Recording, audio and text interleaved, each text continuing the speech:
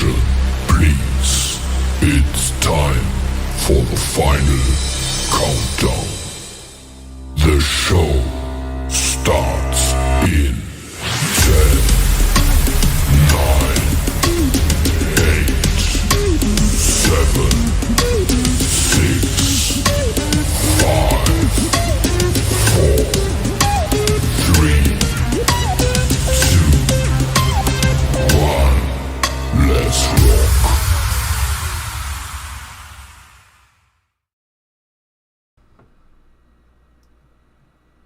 All right, we are live. Welcome back, everybody. How's it going out there? So I guess just getting started here. We are celebrating our 1-year anniversary on YouTube, I guess, 1-year channel anniversary. Mm-hmm. We're just kind of here to hang out and celebrate, do a few different things on the stream with you guys, and get to know us a little bit, hope. We'll talk about our journey through YouTube so far. We have a tier list planned. We are on the stream with you guys doing quizzes, I guess. Yeah. We have some quizzes planned that are they're BuzzFeed quizzes, so don't expect much. Yeah, we're kind of just making fun of them because of how ridiculous they are. But It should be fun after we get a few drinks in us. And if you guys have any questions for us, just leave them in the comments and we'll answer them. Doesn't matter really how personal you get. We're pretty much open books with a few exceptions. We won't go like too like hardcore or anything like that. Yeah. I mean, obviously you guys can differentiate what's probably like good question and bad question to ask, but there isn't too many bad questions unless you like. If you can use your judgment and say it's a bad question, then just probably don't. We probably won't answer. Well, exactly. Let's move on to our tier list, I guess. Yeah, we're going to start it off with the tier list. And we have this image pulled up here. It's just different horror creatures, monsters, whatever you want to call them. There's both living and undead. So it's broken down into 2 categories, basically. So just examples, there's amphibians, which includes stuff like frogman, swamp monsters, that kind of stuff. There's aquatic, there is extraterrestrial, animal hybrids, humanoid hybrids, psychopaths, cryptids, fantasy creatures, and magical creatures. Some of the undead monsters are reanimated, underworld, decomposing, vampiric, and spectral. Spectral is also broken up half and half. We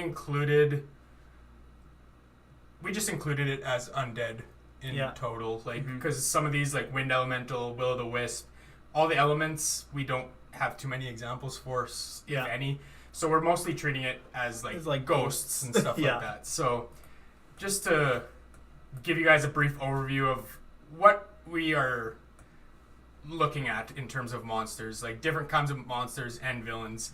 There's also a few categories that we felt weren't on this list that we wanted to incorporate as well. Just things that we want to show representation for. I think it's children, technology, and just regular animals. They didn't have animals on here. They have animal hybrids, but they don't have just straight up animals. So we wanted to include that as well. So, that's just the image that we kind of got inspired from. Shout out, who made this list? Shout out to Big Group for creating this image. Don't know who Big Group is, but thank you. It was super helpful, honestly. Yeah, it's super helpful. Honestly, it's kind of what inspired us to make this tier list. Yeah, exactly. Alrighty. So we got a few people tuning in already. Brady saying, can Alex take a shot? Reluctantly, sure. Alright. I'll take one with him, too. Oh, you're kind. Anyways, so what we're drinking today is shots or peppermint schnapps, just 20%. Goes down pretty smooth, which I'm thankful for. And in terms of just regular drinks, got White Claw, and I also have a few beers, so I'm probably going to be bouncing back and forth between those. Yeah, I've got a few things. I've got mainly just White Claw here as well. I have a variety. I'm not sure what we have in the good old storage box of liquor for me, but I'll figure it out in a sec here. We got my mom here saying, hi guys, it's Mom popping on to say congratulations. What are your plans for program for the next year. So what do we plan on doing for the next year? We do plan on making more drinking games. Obviously, that's our main focus. We talked about we want to continue doing live streams at least once a month. Or so. Mm-hmm. This month this is our second one, but the occasional month we'll do a couple, and maybe we'll do a stream that requires 2 parts or something. But we want to do more live stream and try and get inventive with those. Do more games, do more ranking videos, stuff like that. And we talked about maybe eventually, once we get ahead of schedule in terms of the drinking games, we'll also maybe branch out into other ideas and topics on different videos, but still related to horror. But yeah, we're kind of just playing it by ear, basically trying to get ahead of schedule at this point. And we got Snoop Blacks here saying, "Hey boys, congrats on 1 year. Thank you. Thanks for always being here." Thanks for definitely helping us with a few videos as well. Oh yeah, for sure. And some of our funner ones, I think. If Mom specifically was talking about specific things that we have planned, we have some oldies planned in the future. Oh, October.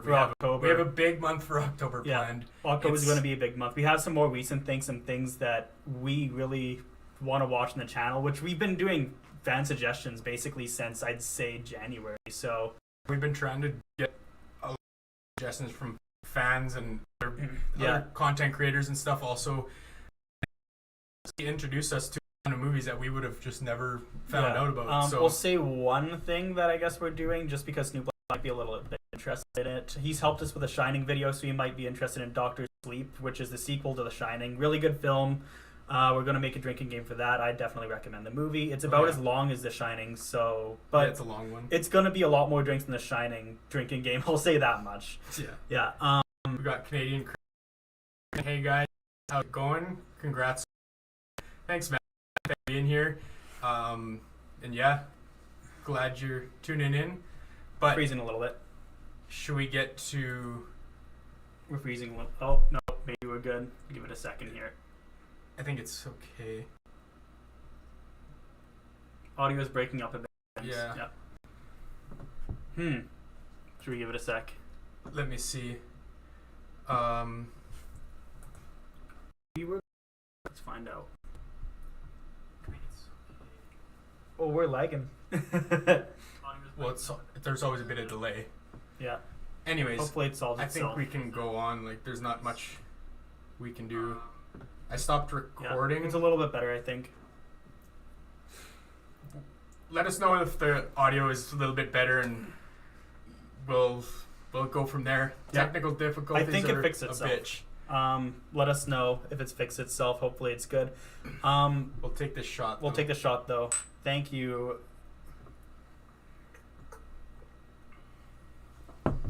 That one was for Brady Allen, a friendly face on our stream. Snoop Blacks asked if we're dropping frames. Actually, we haven't dropped a single frame on OBS, so to answer your question. We got Terrence coming in. Happy anniversary. Thanks, man. Thanks for tuning in.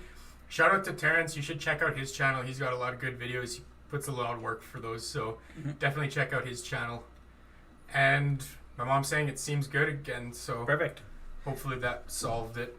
Excellent. Anyways, so yeah, let's get right into this tier list. We broke it down, just the standard S, A, B, C, D, regular tiers. Yeah. And we decided not to do F just because, honestly, in our minds, I don't think there's any things that we'll straight up avoid or we won't watch just because it's a certain creature in a movie. They all have good potential. Yeah, every single monster or monster category we're going to be talking about here, they all have good movies, honestly, S tier movies, and then a lot of F tier movies too. So we're not trying to base it on those movies. We're just basing it kind of on the monster itself, and also kind of what we just think overall of what the monster is and how cool do we think the monster is. Maybe how overdone the genre is, or the it could definitely play a role. Yeah, the monster category, stuff like that.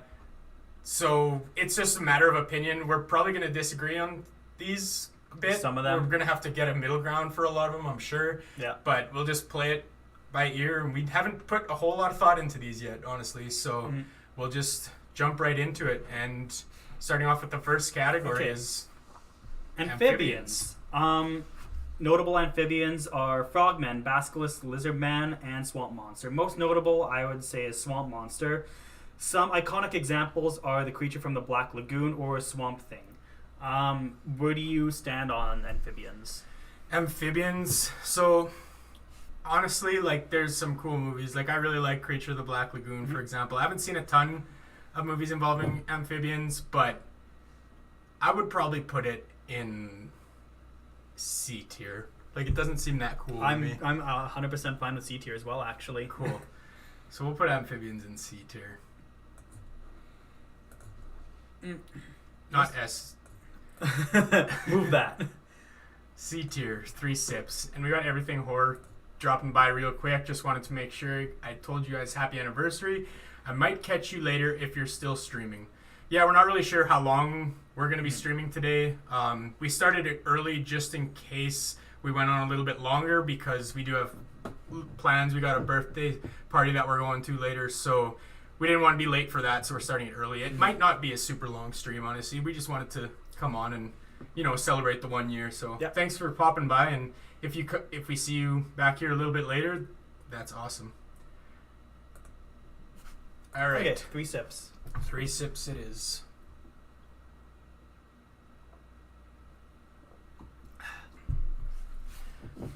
Terrence coming in with a suggestion. Revenge of the Creature is good as well. In fact, the whole trilogy is decent. Yeah, I've heard about it, and I haven't watched them all, but it's something that we're going to be looking at in October. Yeah, October is going to be a big month. We'll say that at the very least. Yeah, and you might be able to gather some. It might give you enough information to gather what we're doing, but it's not really a surprise by any means, I guess. Yeah, but we won't spoil it. We won't spoil it. It's going to be a lot of work for us. We'll say that at the very least. Yeah. Let's move on to aquatics. Aquatic creatures. Aquatic creatures include merwoman, merman, kelpie, crab monsters, krakens, tentacle beasts, and hippocampus. Most notable is the kraken. Some iconic examples are Deep Rising and Attack of the Crab Monsters. Aquatics. Yeah, so what do you think for aquatics? So I kind of want to rate it lower than amphibians, just for really. Actually, no. There's some cool aquatics. I'll rate it C. And the main reason I hate the idea that you can just like walk like away to like land. So for example, like you can't really do that with amphibians because that was going to be like a little bit of my argument. It's kind of but anyways, like the designs are pretty damn cool. Like I wouldn't mind ranking it higher. Like I think they're freaking cool monsters, a lot of the aquatic monsters. Also, I guess it's worth mentioning aquatic, like people might say, "Oh, why aren't you talking about sharks and Jaws?" It's because we've included that in the animal category, not aquatic. It could fall into both, obviously, but we're not considering that for this category. Just wanted to put that out there in case you guys were wondering where sharks were. But yeah, for me, I wanted to rank it B tier just because, specifically Kraken being the most notable, I think it just looks super cool. It's a little bit more scary and threatening than an amphibian in my eyes, and that's why I think B. Yeah, like I can do that because a lot of amphibians are basically pretty small. Like I could do aquatic. Yeah, that's the thing too. Like in comparison to like a big old kraken. Yeah. I could do that for sure. That's just in terms of like water creatures, I guess. I just think it has more of an impact being. It gets scarier, I guess. Oh yeah, no, it's a good argument for sure. You do make a good point about walking away like onto land and yeah, stuff. like but so we if you're live in the middle of an ocean. Yeah, we live in a very rural part of Canada. So the odds that we will ever encounter like a kraken are significantly unlikely, Yeah, well, to say the very least. I mean, for everybody, it's very unlikely. Yeah. 5 sips. 5 sips.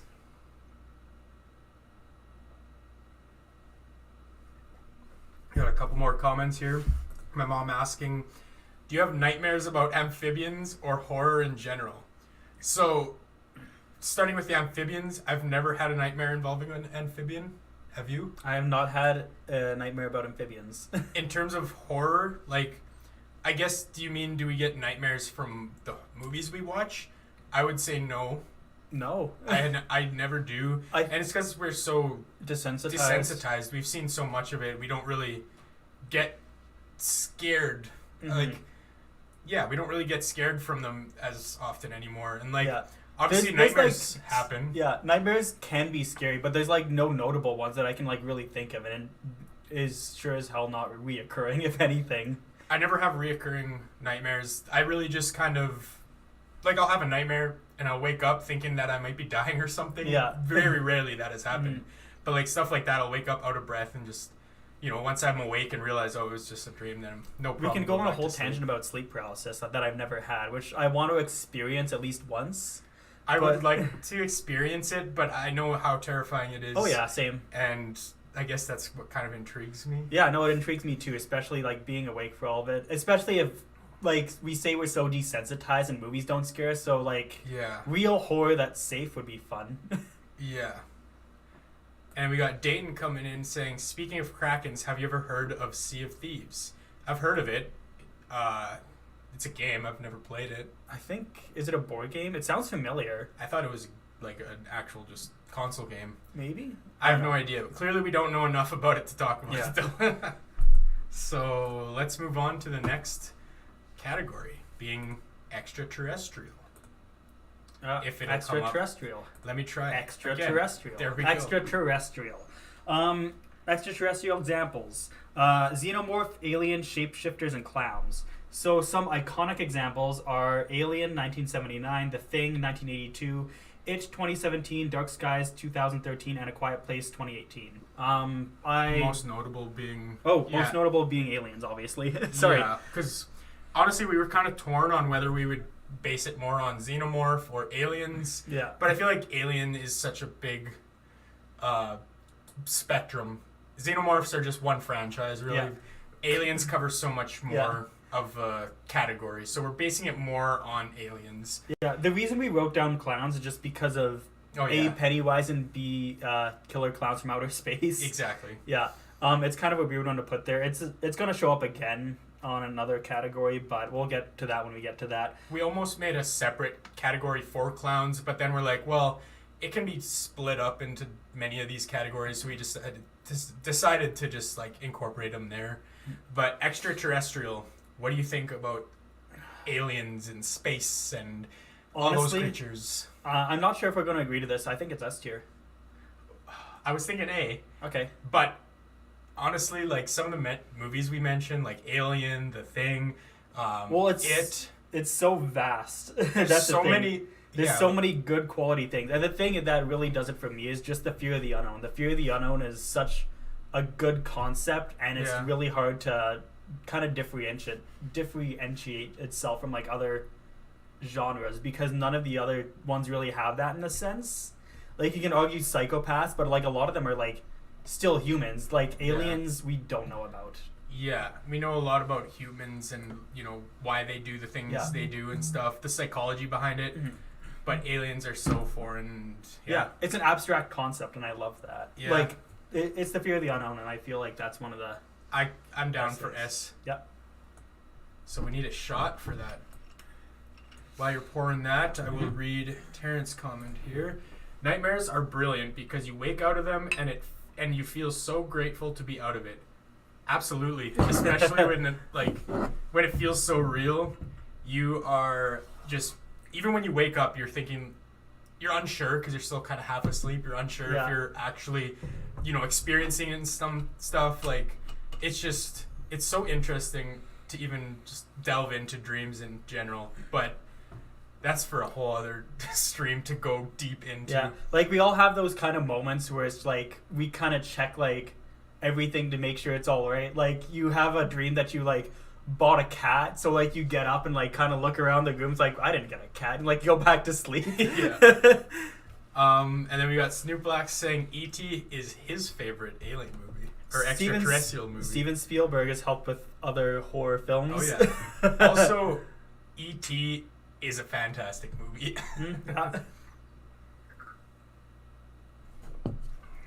That peppermint schnapps goes down so fucking smooth. Oh, so good. As opposed to that crazy thick. Like, it doesn't taste like alcohol. And if we take too many shots, we'll feel it later. It's kind of like drinking Listerine. Yeah. Anyways. My mom's saying, so much unknown, we are only a speck. Lots of dimensions, aliens, etc. Exactly. It's just so interesting. It's scary to think that we're just one tiny dot in a big picture. Yeah, exactly. Okay. Moving on. Yes. Next, we got cryptids. Cryptids. Some examples include Yeti, Sasquatch, Chupacabra, and Mongolian deathworms, most notable being a Mongolian deathworm. Some iconic examples are Abominable Snowman, 1957, Tremors, 1990, and Legend of Boggy Creek, 1972. So, I feel like, weirdly enough, this category is not done to death in horror. It isn't. There's a lot of, like, B movies with Sasquatch and Yeti and stuff, and, like, not a lot of super well-known movies. Like, I'd say Tremors is the most iconic one in this example that we have, and that's why we're kind of saying the most notable is Mongolian deathworm. Mm-hmm. Obviously, there's a lot more lore on Sasquatch and Yeti and stuff, but in terms of movies, it hasn't been done all that much. Yeah. And it's something that I wouldn't be opposed to seeing. Yeah, I'd like to see more of it for sure. I did the last one. I said my opinion first. Do you want to say your opinion on this one as well? Yeah, so, like, there's no way I would put it S or A tier. Mm-hmm. I'd consider B or C. I'm really torn between B and C, honestly. Okay, I'll do the tiebreaker. I was just going to say B. Okay. Yeah. I'm not opposed to putting in B, just because it'd be something I would love to see more of. Yeah, and especially because it's not done to death. I just want to see more of it. It's not done to death, and also it's, like, pretty interesting creatures. Uncanny, like, well, some of them are, like, Sasquatch and stuff have human forms, but, like, human-ish forms, I should say. But stuff like the death worms, those are just shit you never see, and it's stuff like that I think is super cool that I wouldn't mind seeing more of. But I can't justify ranking it higher because, like we said, there's just not a lot out there of it. Mm-hmm. But 5 sips for that. That's right.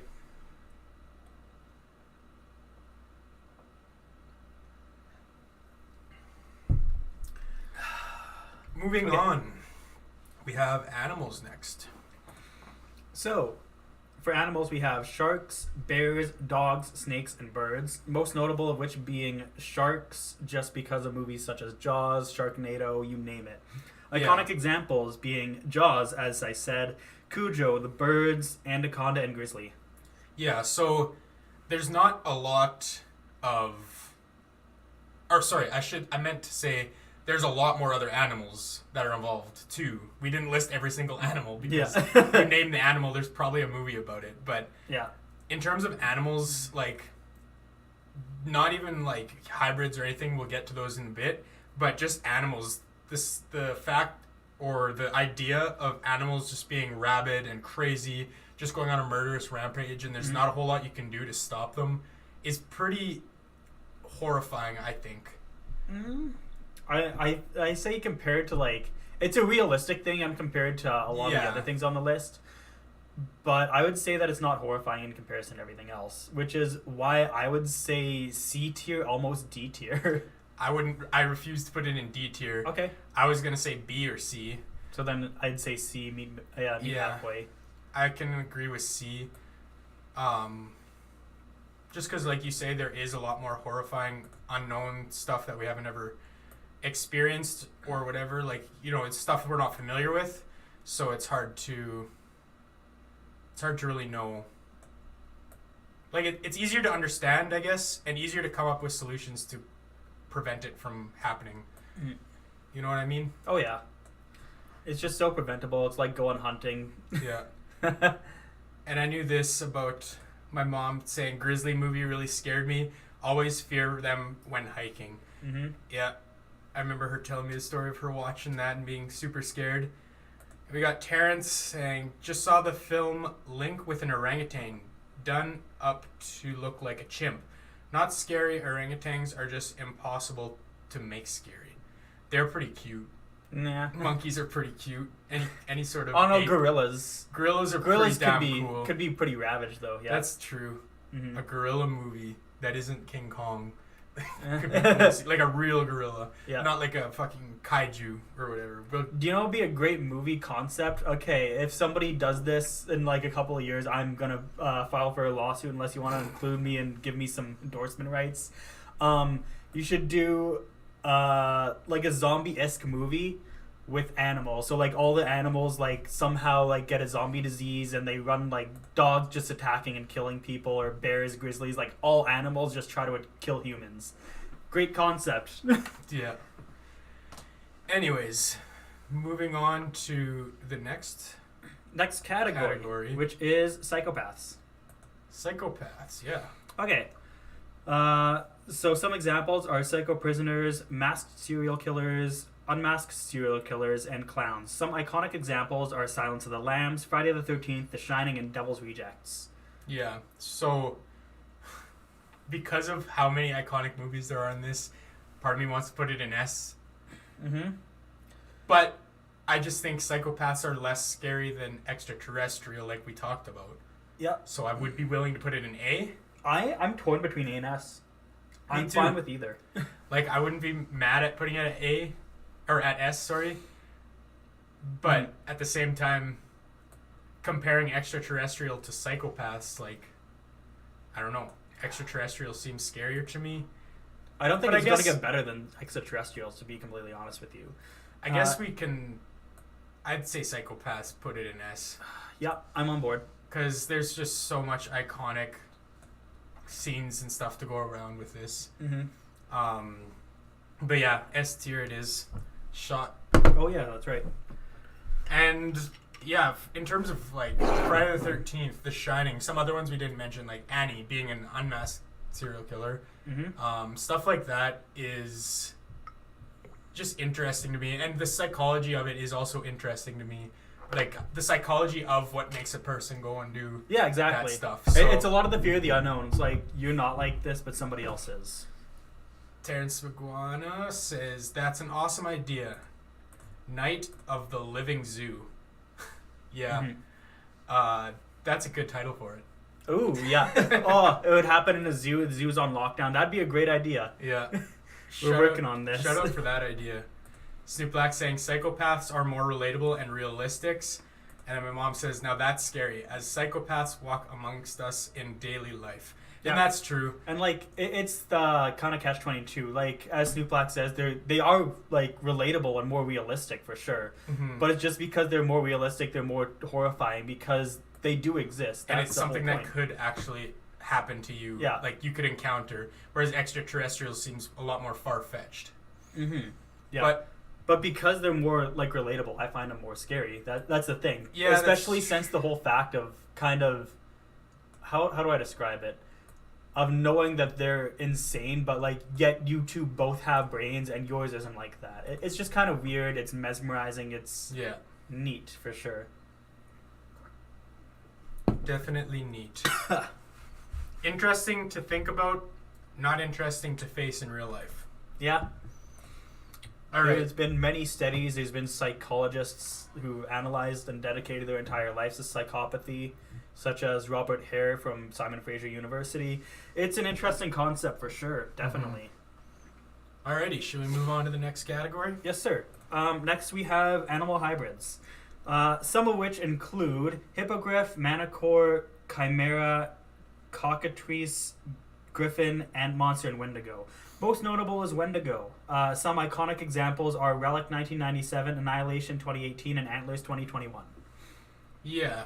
So you said the most notable is Wendigo, and I think that's because that's the one that's been done the most in the horror genre. Yeah. Like, there's not a whole lot of movies in the horror genre that use animal hybrids. Like, I know a lot of these creatures are in, like, the Harry Potter universe. Yeah. But there's not a lot of horror done, that I'm aware of at least, on with these monsters. Yeah. Aside from the Wendigo, like we mentioned. Yeah. I'd like to see more of them for sure. Like, I'd like to see a horror movie about something obscure like a hippogriff. You kind of think of it being like this very majestic monster, but at the same time, you kind of don't think about it ever turning like evil and what it can do, like as far as like brutality wise. So I feel like that'd be an interesting concept for sure. Where do you sit with this? Because I want to see more involving the other creatures aside from a Wendigo, I want to say B. I was gonna say B as well. And just because the Wendigo itself, too, is pretty damn cool creature. There's some really good movies involving it, and it's just interesting. I don't know. All of these creatures are interesting to me, I guess, but some of them a lot more than others. This one, because it hasn't been done a lot, I'm going to say B. Yeah. Yeah, no, that definitely gives it a step above others. 5 sips.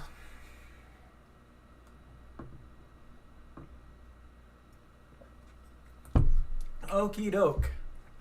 Terrence, I would love to see a slasher where the slasher killer sees the error of their ways, but the final girl is now the slasher due to PTSD.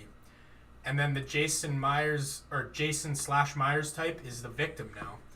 It's pretty interesting. I feel like we're kind of, in a way, going to get that with Halloween Ends. How the final girl is going to be the one. She's not really becoming a serial killer, but she's going to take revenge and kill the monster. That's just self-defense at that point, I think. She's going more than self-defense, but that's why I said it kind of aligns with it. It's not obviously full-on what he's talking about, but it's in line at least. It's adjacent. Yeah. But it is interesting to see where the final girl becomes the actual killer and goes on a rampage or something. It's an interesting way to look, or to dive into the slasher genre. Has there been a zombie ninja film? Probably. I don't think so. No, there probably has been, but the thing that I think of zombie and ninja, zombies are A, slow, and B, like, very non-stealthy. If there's some zombies are fast. Yeah, but still, like, the typical zombie. And I feel like ninjas are neither of those things. I would love to see that kind of in the...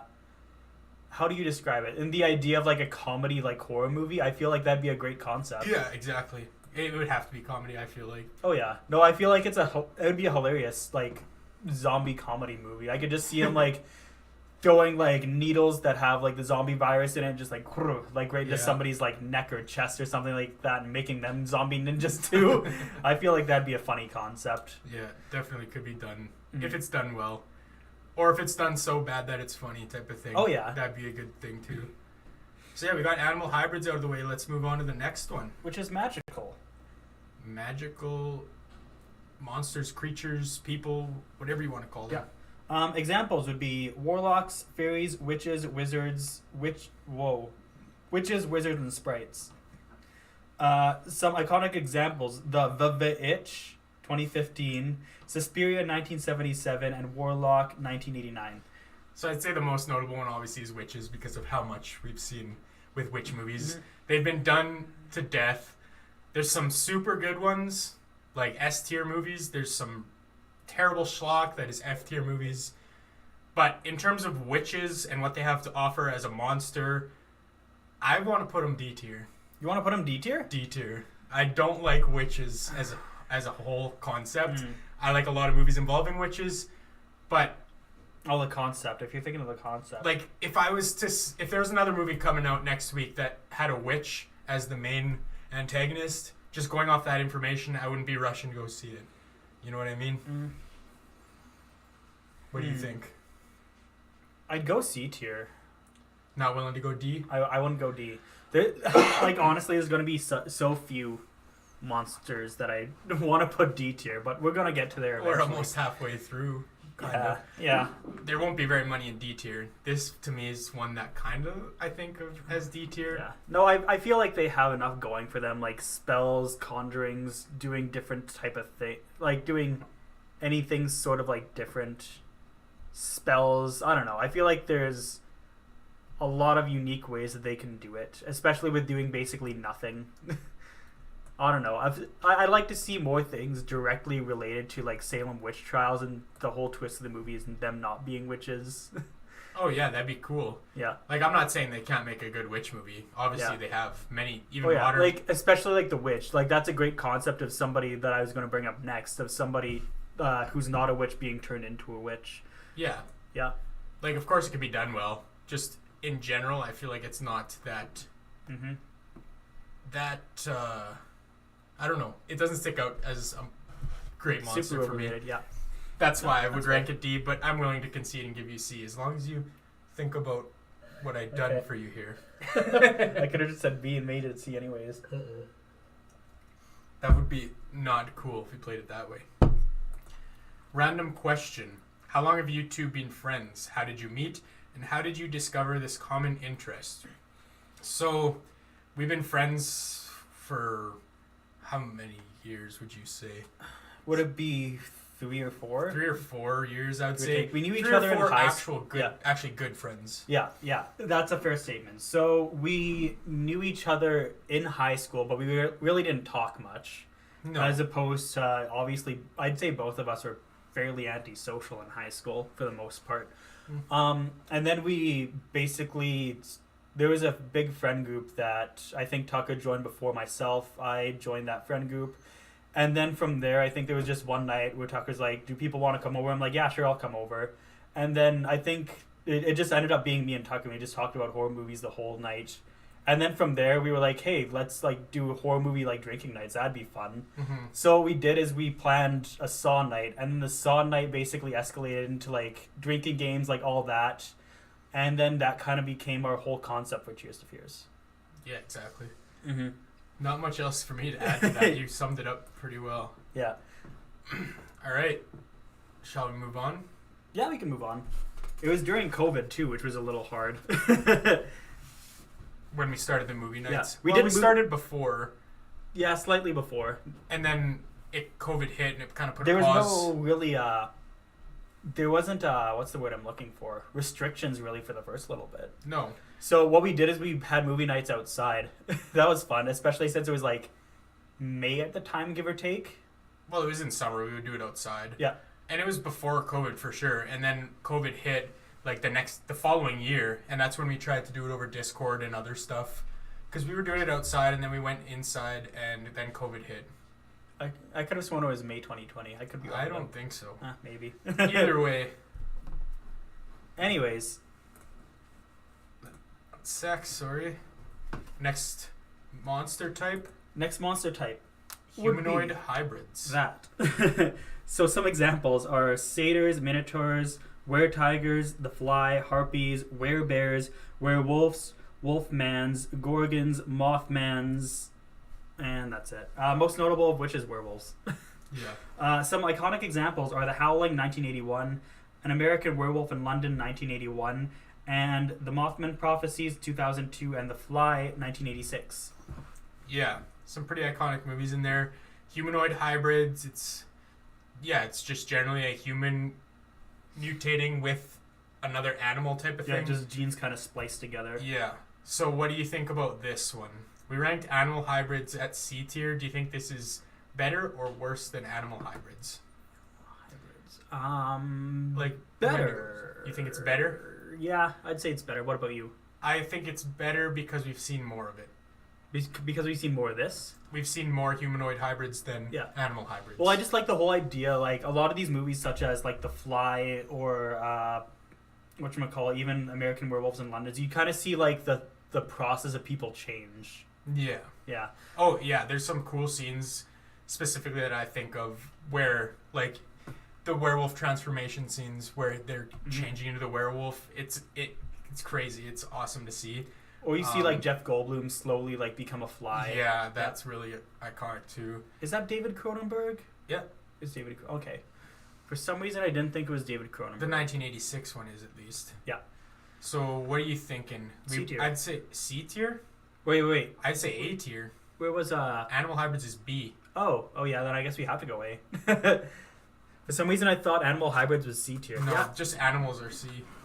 Yeah, no, once you asked me the question, I didn't think of, like, where it actually realistically lined up. Oh. I would say A tier. Either way. But I'm going to need a new drink poured. Yep, we're on the pace with each other. Got to take 7 for this one. It's first A tier. It's quite a bit. I'll see how much.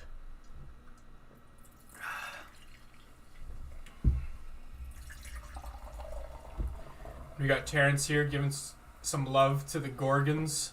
Gorgons are pretty cool. Okay. Alright, let me take my last 4.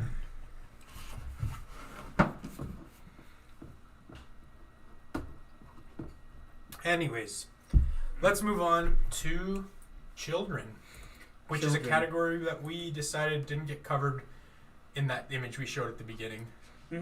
So some examples of children are the medium, the bully, the murderer, and the gifted one. Some iconic examples are the Omen, the Exorcist, and the Bad Seed. By gifted one, it can mean any things like such as possessed children's, like really smart children that become serial killers, or We kind of we left it up we left it up to interpretation just a little bit. Yeah, and we put gifted in quotations. So gifted could be like they're cursed too. Like they have a demon possessing them or whatever. Like there's different examples of that happening. But I think we said the most notable one was the medium we agreed on. Yeah. It's pretty close between medium and gifted one, I would say. But the medium is like, there's so many kids where they're seeing ghosts, and it's just it's a well-known trope in a lot of horror. Mm. So, what do you think of children? As I villains and monsters? I want your opinion first, actually. My opinion? Children can be pretty damn scary in movies, but they can also be used poorly. I am honestly willing to say A tier for children. The reason why I asked you to do that is I was going to say D tier. Absolutely not. Okay. We'll do what makes you say D tier for children? Because they're, out of everything else, I would say the least threatening on this list. Realistically, like, there's another movie called The Children, and the children just basically end up trying to kill the parents, like the adults, something like along those lines. And honestly, it's just so easy to prevent because you just like punt them. they're tiny little things. It depends on what their powers are. Yeah, like they're not always physical. Like there's strength. some that are done like really well, like Village of the Damned, which is on screen right now. Super well done. One of, I'd say, my favorite children movies of all time, easily.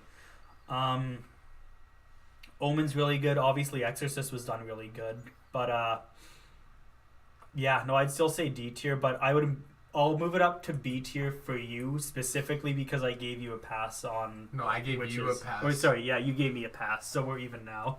I'm okay putting it B tier because you do make a good point about how it's not that threatening. Like they're not as threatening as a lot of these other creatures. I'd rather face children than any of these other ones. Yeah. I'm just thinking about how creepy they are in a lot of movies, I guess. Oh, definitely. And that's what made me rank it higher. Like, I wouldn't even say they're creepy. Especially me who doesn't have a child, I would rank it in D tier. But if I had a child, I would say it would probably be A tier.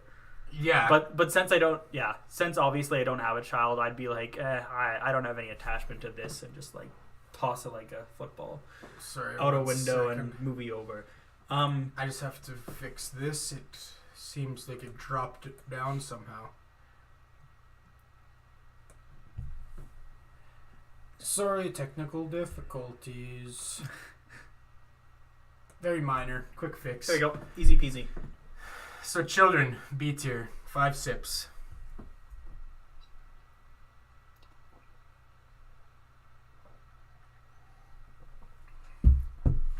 Alrighty. Moving on. Another one that we added ourselves. Technology based. Some examples are AIs, robots, and cyborgs. Iconic examples are Jason X 2001, Upgrade 2018, Tetsuo the Iron Man, made in 1989, and 2001, A Space Odyssey, made in 1968. Yeah. So technology, to me, honestly, I'll let you go first. Okay. The reason you say that is probably because you have more or less a controversial idea of where it should be placed. I'm going to say A tier. Okay. It's not A tier. No way it's A tier. I was going to say C tier. Okay, so B tier. We'll settle on B tier. But so the reason I think it's A tier is I think of movies such as 2001: A Space Odyssey is how these things can be cold and emotionless. Yes. Just because they don't know what humanity or anything kind of living is and how things have emotions. Yeah. And they just kind of lack that factor. To me, though, for technology-based movies, I just don't get that excited when I hear that technology is the villain in the movie. I'm not that interested in technology as a whole. Yeah. So that, for me, is why I rank it down in C. There are some cool movies involving it, don't get me wrong. But I just... Yeah. I wouldn't rank it in B, but because we have to compromise, I'll definitely put especially it there. since there isn't a lot of examples besides like as I said, 2001: A Space Odyssey. Other than that, I would like to see a lot more examples. Yeah. Some that I can think of is the movie 9. If you see the animated movie, Mm-hmm. really good movie. I liked that that idea for just robots to enslave humanity. I kind of want to see more like that, but there's probably more horror-based robot AI movies or technology-based movies that we can think of that we just can't think of. Yeah. But yeah, I'd like to see more. Terrence asking what the controversial opinion was. He just assumed I had a controversial opinion. I didn't really. It's just not something I'm really into. He just assumed I had I just a hot assumed. take or something. Because you were like, you go first. I'm like, oh. It's just because I went first last time. That's why I'm giving you a dude. chance. Okay, that's fair. Which means you're going to go first this time. But we're going to go into the last one for living creatures, I guess. Which is fantasy. Some creatures are gnomes, imps, goblins, gremlins, gargoyles, elves, hobgoblins, bugbears, gnolls, kobolds, orcs, dragons, trolls, grunts, kaiju, tree folks, and cyclops. So you said grunts, but it says giants. And also there's like... Did I say grunts? Yeah, you said grunts. Grunts work with giants, kind of. I'm literally looking over this to see if there's grunts anywhere. There's no grunts, but I don't know why. Ogres, I literally read it as grunts, and I don't know why. It might be the alcohol. I can use that as an excuse for this. Is by far our biggest category that encompasses the most creatures, because there's so many fantastical creatures. There's fantastic also creatures and where to find them. No, there's leprechauns and ogres as a couple other examples too that you accidentally skipped over. Did I? Yeah. Wow, okay. But the most notable one, obviously, for us is kaiju. It's the most that's been done in horror films. Yes. Such as the examples that we wrote. Such as Godzilla, King Kong. Other examples are gremlins, leprechauns, trolls, Attack of the 50-Foot Woman, and the Cyclops. Yeah. So I think out of just those examples that we got, obviously King Kong and Godzilla are super iconic movies that have been done so many times just because of how iconic they are across the world.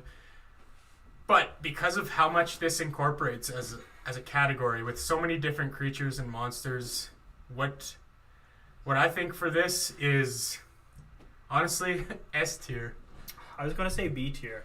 And the reason why is like there's so many of them, but I guess it's also really left up into interpretation.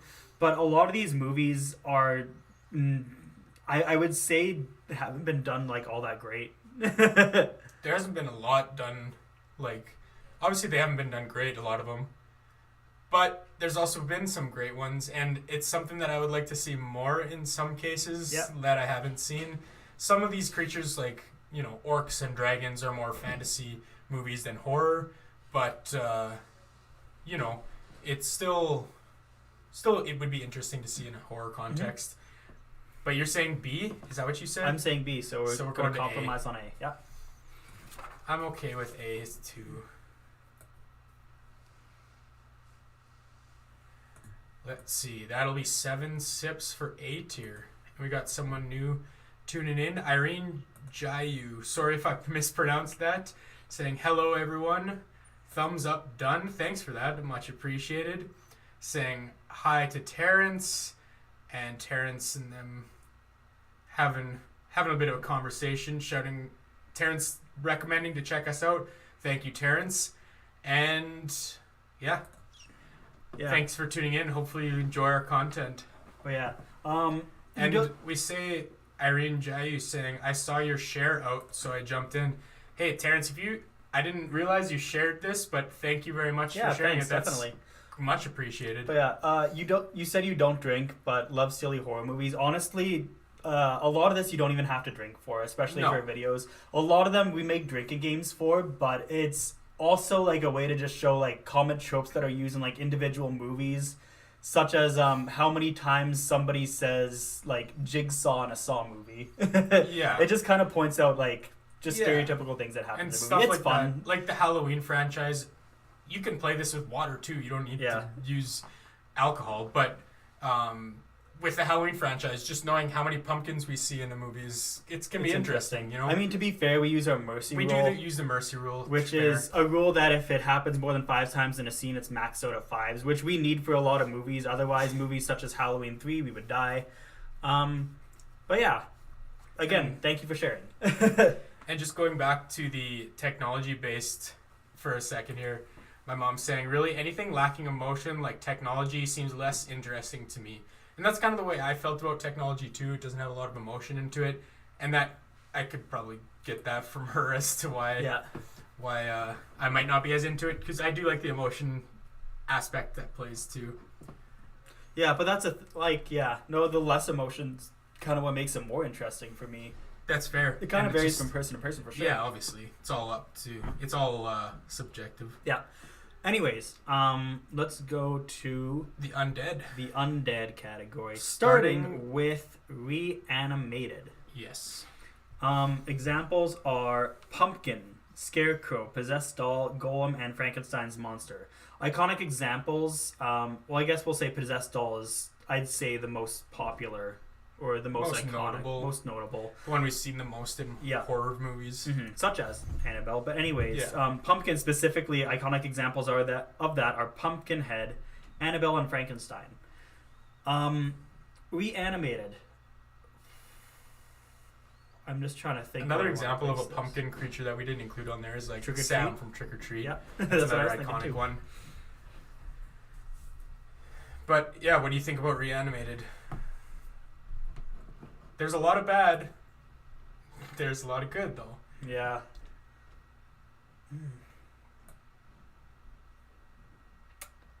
Not sure how you're gonna feel about this, but I'm gonna say S tier. Hell no. What were you gonna say? I was honestly, I wasn't gonna say C. I was gonna say B. So A tier. We'll put it in A. Yeah. There's a lot of really good ones, but I feel like it's been done so much in the stereotypical creepy doll. It's been done so much in recent time, but like in recent time. But it's been done so much throughout history. Like our examples range from 1931 to 2014. Yeah, of course. And like the middle ground is 1988. That's basically like what 50 years and like 40 years difference. Like it's a big jump. Yeah, no, and it's obviously there's a lot of iconic examples like we mentioned some of them, but I like to see just like reanimated things such as like more scarecrows would be neat, such as what is it called? I was going to say Alone in the Dark. That's not it, is it? I don't know. I'm blanking on the movie, man. It was Are released you afraid yeah, see? I was going to say that too. Are You Afraid of the Dark is a TV series. I know, right? What's it called? I honestly don't know what you're thinking. The movie from last 1 or 2 years ago that was released based on Scariest Toys to Tell in the Dark. There we go. Oh, okay. Yeah, no, I'd like to see more things such as like the scarecrow and that. That was a neat concept. Obviously, like Frankenstein's monster is pretty iconic. Like a Pumpkinhead Sam. Like I'd say they have some pretty good hits, but also with possessed dolls. Annabelle being such a big thing made some other pretty bad doll movies. Like The Puppet Master, I'm not the biggest fan of. There's some decent ones, but a lot of it's pretty... I like the concept of Annabelle. Like, it's a creepy-ass doll. Yeah. James Wan does a fantastic job with a lot of those things, such as Dead Silence. I love Dead Silence, even though it's not, like, the best movie. Mm-hmm. But it's a fun watch for sure. Anyways. 7 sips. 7 sips.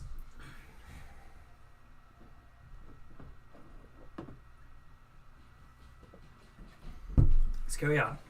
Have you heard of Demon Seed? Terrence asking about if we've seen Demon Seed. I have not seen Demon Seed. He has yet to see it, but he hears it's good. I haven't seen it either, to be honest. Actually, I haven't even heard much about it. So I might look into it after you talking about it here. And yeah. Let's go on to... Wait. That other comment is, I think it's about a woman getting pregnant to a machine. That's about 50-foot woman. That's about 50-foot woman. Or is it about Demon Seed? Oh, maybe it's about Demon Seed. Yeah. That'd be interesting. I think it's about a woman getting pregnant to a machine. That does sound kind of interesting. Especially like AI-based. Like AI-based, I feel, is like a very broad category. Oh, it's very wide spectrum. Yeah. It can be done in a lot of different ways. Yeah, let's move on. Move on. To Underworld.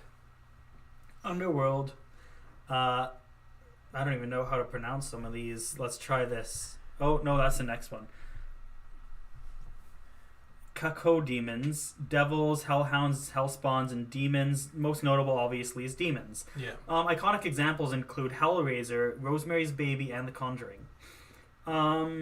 Demons. What do you think of demons? I think I might be alone in thinking this, but I think S tier. Yeah, no, I was going to agree with you. Okay, cool. One that we agree on. Just because it's like the saying from The Conjuring, there's no way to really kill it. Yeah, exactly. You can kind of lock it up. It's like the genie in the bottle idea.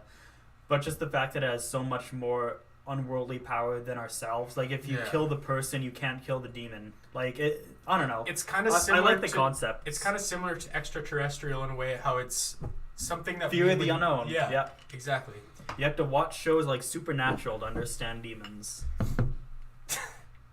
Yeah. And just, like, the idea of devil and all that. I just think it's a cool monster altogether. Especially, like, when in a lot of these, like, we'll say them demonic movies, God does not help a lot of the time. No. Like, so for example, like Exorcist, you have, like, God's servants being, like, the priests, and they die. Yeah. Like, always performing these exorcisms. They always have that... They all go wrong. Yeah, like, there's no real way to defeat it. And, like, I wouldn't say I'm a big fan of, like, all the happy endings, but I feel like sad endings or, like, just movies where it makes you feel unsettling are debatably better. Mm-hmm. Mm-hmm. Like, one good example of that is Hereditary, where, like, it ends, like, the exact way you want to feel. You don't feel, like, sad or anything like that, but, yeah. That's kind of the way that I see it anyways. Shot. Yeah.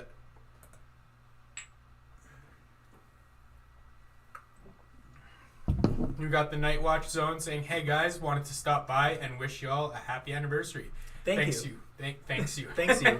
Thanks you for tuning in and stopping by to wish us that happy anniversary. It's much appreciated. And he's been killing it recently. Him and his gang going on there have been killing it recently. They not too far back ago they hit 1,000 and now they're already over 2,000. I think it was the Night Watch Zone that made me watch Frailty, because I think they did like a top like 2000s horror list or something like that, and I think a lot of them ranked Frailty on it. I could be wrong, maybe it's another channel, but I think it was Night Watch Zone. Correct me if I'm wrong. But I'm pretty sure that's the channel that made me watch Frailty. And then Terrence coming in, the Umberto Lenzi demons were badass. Umberto Lenzi demons. I can't place what that's from, but it's ringing a bell.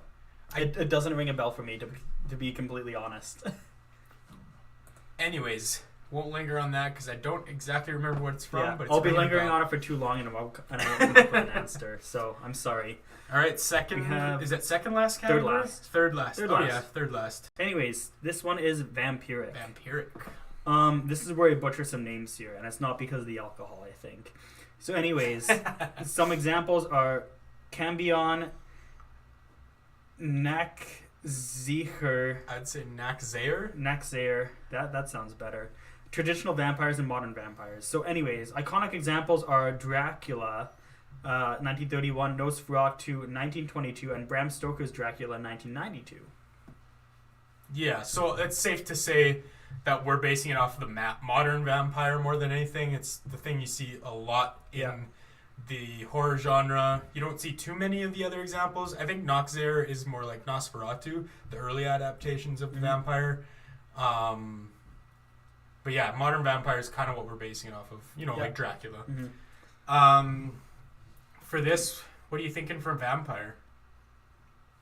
I was thinking A tier, but I'd also settle for S tier. Oh, man. Okay. I'm putting this with witches. I want to say D tier. Okay. It's been so done to death. And there's so many movies involving vampires that are just god-awful. Oh, man. we're in basically D. split down the middle. Yeah. Like, we put it either in B or C, but what do we put it in compared? I don't know. Like, I don't know. Like, if we put it in B or C, but I think it's better than witches.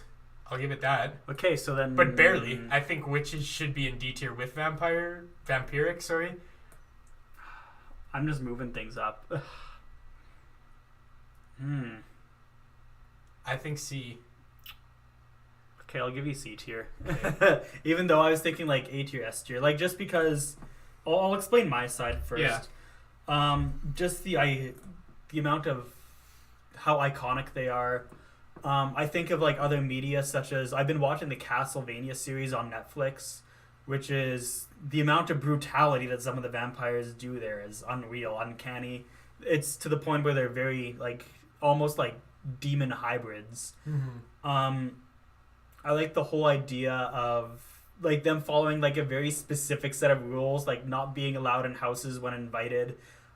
Movies such as Let the Right Ones In, Let Me In are really good too. Oh yeah. Yeah, that's my argument for it. And yeah, you're not wrong. There's a lot of great vampire movies, and like, it's just the main reason for me is because it's just been done to death and just so overdone. I don't care to see another vampire movie. I don't care to see another witch movies too. So that's kind of the same idea as where I'm basing my judgment on it. Okay. I do like the idea and their powers from what we've seen. Like, I like the idea of their powers, but just because it's been done to death, that's where I'm ranking it lower, personally. I feel like if you've seen Castlevania on Netflix, it might be a B tier movie or a B tier ranking. But yeah, no, I really like Castlevania on Netflix. It's my one thing that I'm a big fan of, especially vampire wise. That's fair. Let's continue. Nightwatch confirming it. Yeah, man, Frailty is awesome. Yeah. I'm pretty sure it was one of your videos. I remember watching a video a while back, but I'm pretty sure it was yours. And everyone ranked like Frailty within like, I think it's like, it was top 10 movies of like 2010s or something, like, or of the 2000s, and like everyone ranked it kind of around like 8 or 9. I could be wrong though. Maybe it was somebody else. It's been a while since I watched it. Terrence agreeing that vampires go right next to witches. Okay. Got another one backing me up. Terrence again saying, have you seen Toby Hooper's Life Force? That's a cool vampire movie. I have not seen that. Actually, I haven't even heard of it, surprisingly, even though it's Toby Hooper, but I should check that out. Innocent Blood is another cool one as well. There's not a lot that I've seen, but there's also a lot that I have seen. That just shows how much there is, I guess. Terrence also said he enjoyed the Jason X video night. That was awesome. We need to watch that again. Talking about Nightwatch Zone's video, yeah. Yeah. I remember that we did a drinking game for the whole Friday the 13th series, like non-channel related. Not on our channel. But it took us like, because it was through COVID, so it was so difficult to do and get people together. It took us basically 9 months to do the entire series. Was it 9? Maybe closer to like 6. But it was a long time. It was a long time. Because there was restrictions and everything, and obviously people were playing it safe. Yeah. No, Jason X is a fun movie, though. Jason X he says it's one of his favorite in the series because he's not much of a fan of the Friday movies. And I get that. Oh, yeah. I like the series personally because the kills are fun. That's the only reason. Oh, yeah. No, the kills are great. But Jason X is definitely a fun one to watch. Pun intended. The movies are campy. Definitely. Yeah. Anyways, we can take 3 sips. 3 sips, yep.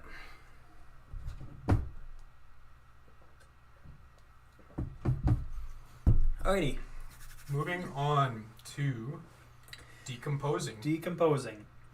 So some examples are zombies, skeletons, wraiths, liches, and drogs. Most notable is zombies. Iconic examples are Night of the Living Dead, 1968, Shaun of the Dead, 2004, Dawn of the Dead, 1978, Pet Sematary, 1989, and Reanimator, 1985. Where do you rank this? Let you go first. It might actually line up, because I know we're both not a fan of zombies. I'm thinking D tier. Yeah, and it goes right along with witches and vampires. So no, but out of those 3, zombies are my favorite. What? So to rank zombies below witches and vampires sucks, but my heart tells me D tier because of how overdone it is. So many fun zombie movies. of course. Like with any of Like these, some, like they're all relatively boiled down to the same thing. Many of them are, anyways. yeah, but some of them are just iconic and well done. Oh, yeah. First, without copying others, you know, and then some of them were copied off of that for the most Yeah. part. But But anyways, like I especially since my judgment's been very scaled since we've been watching a lot of Resident Evil movies, but yeah, where the zombies go from like walking in one what do you call it, one movie to running in the next. yeah.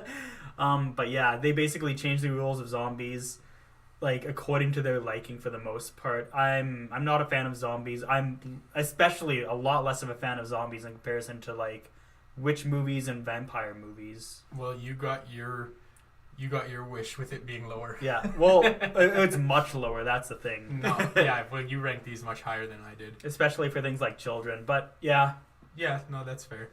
But yeah, one sip for that for zombies. I was starting to wonder if we would end up with any in D tier. that's what I thought too. And then I saw like we have zombies coming up, and I know we were going to align with that. But yeah, there's still just one final category of monsters or villains, whatever you want to call them. That is spectrals. So some examples are Barghists, Banshees, Genies, Ghosts, Djinn, Ghouls, Wind Elementals, Water Elementals, Earth Elementals, Fire Elementals, and Will-o'-the-Wisps. Obviously, most notable is Ghosts, Yeah. to say the very least. Oh yeah. Some iconic examples are House on a Haunted Hill, 1959, The Sixth Sense, 1999, Woman in Black, 2012, and The Others in 2001. Yeah, so ghosts. What do you think of ghosts? Like, you want to say that it's overdone, like, to death, but I love a good ghost story now and again, and I want to put it in A tier. A tier? I was thinking B tier. Okay. But like ghost stories when they're done well are some of my favorites. Oh, yeah, like, Haunting of So- Hill House, for sure. Like I'm not opposed to putting it in A, not gonna lie. No, like, I was debating S or A, but I'm I wouldn't completely quite put fine it with in S. I think these ones are much better in my opinion. Yeah, that's fair. Much more powerful, much more scary if you were an encounter. Like ghosts, to me, aren't that scary, Mm-hmm. but they can be to a lot of people. I guess they're not scary to me because I don't believe in them, Yeah, that's and fair. I've never had an experience to sway my opinion. Yeah, definitely.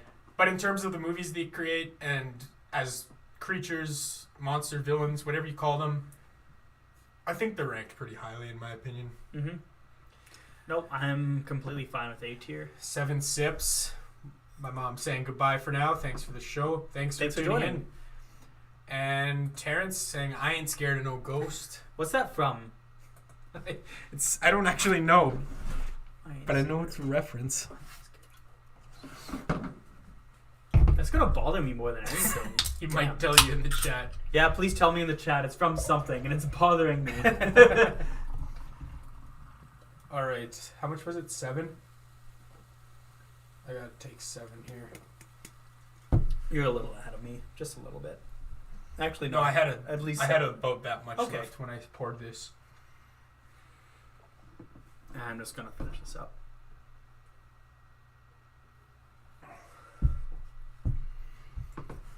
All right. So that is our combined list. If we were each doing this on our own, it would look not completely different, but A little quite a bit different. different for some cases. Give me a second. I'm just curious. 28 plus 25 equals what? What? No. Just bear with me for a second. 53. Okay, well, you think that through. Terrence tells you it's a Ghostbusters 57, song. 59. I ain't scared of no 66. ghost. If my calculations are right, it's 66 sips for what is it? Like all the categories we've done. Okay. So that means according to our 30 sip per can scale, we're a little behind. No, we're not. Hmm? 30 sip per can scale is 2 drinks and a bit. 66. Yep. And that's what I've had. I'm not a bit. Oh. I guess I'll catch up. Like, it's not like I'm not going to open another drink anyways. Yeah, I know. This has been probably our cleanest live stream as of yet, as in terms of drinking anyways. There's been some where we got a little bit messy and sloppy, but Ray J. Parker and Ghostbusters song though. Yeah, it was a Ghostbusters song. I ain't scared of no ghost. Ray Parker Jr. Alrighty, so yeah, that wraps up the tier list section of this live stream. Things that I would have changed if it were my own, specifically that I think off the top of my head, is magical and vampiric would be in D tier. Mm-hmm. Animals would be up 1. Children would be up 1. I think everything else I'm pretty happy with, not gonna lie. Mm-hmm. I'm not mad at anything. Let me preface that. Let me say that after. What would I do? The main things is I would have items such as children to children to D tier, animals to D tier. I'm not sure what else I kind of said. Oh, actually, I put technology down a tier as well. Yeah, I knew that one for you. But I'm very happy with that. Extraterrestrials, underworld, psychopaths are A tier. Oh yeah. Maybe spectrals are S tier, but I can see the justification. I'd like to see more technology movies, but at the same time, and magical and vampiric up a little bit more. You would put them up for sure. Yeah. And that's what kind of like made them, for the most part, not in D tier on Tucker's list, just because I had such good opinions about both of them. Oh yeah. Especially like a good witch movie done well is very, very pleasant to watch in comparison to vampire movies. I feel like vampires are especially the ones that we think about, like such as like Dracula, like the 1931, you can kind of see how outdated like its whole like arsenal is. Like it's allergic to like everything, like garlic, like sunlight, so like it can't be out like 16 hours of the fucking day. Just little things like that. So I can see how it's outdated, but I don't know. I feel like if you updated it a little bit, it would be nice. Yeah. Don't sparkle in the sunlight. So if you had to pick one of these movies that you would like to see more of that we haven't seen a lot of, what would you choose? Good question. I'm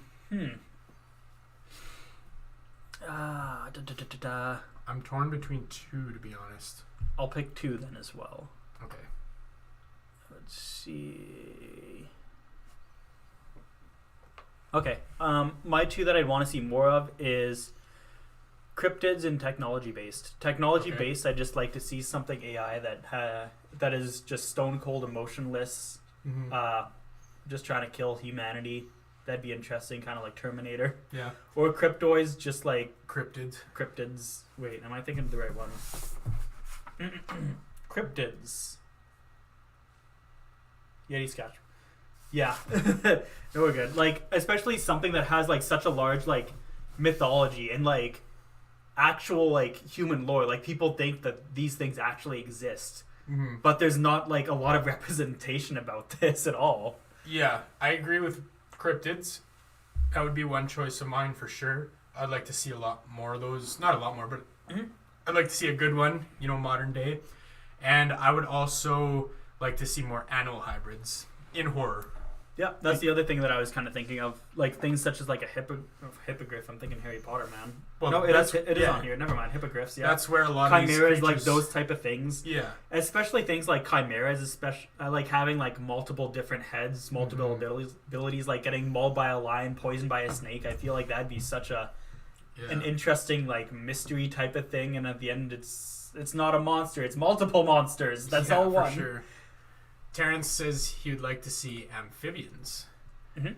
Amphibians would be interesting for sure. There's not a ton of it done, so same with like aquatic for sure. Like somebody trying to get a shipment across the sea, so they're in the middle of the ocean getting harassed by something that only comes out at night. I feel like that'd be a great concept, but it would be so hard to do, especially for the people that like have a fear of like drowning or open water. That would be a good movie for them to be terrified of, I'd say. Yeah.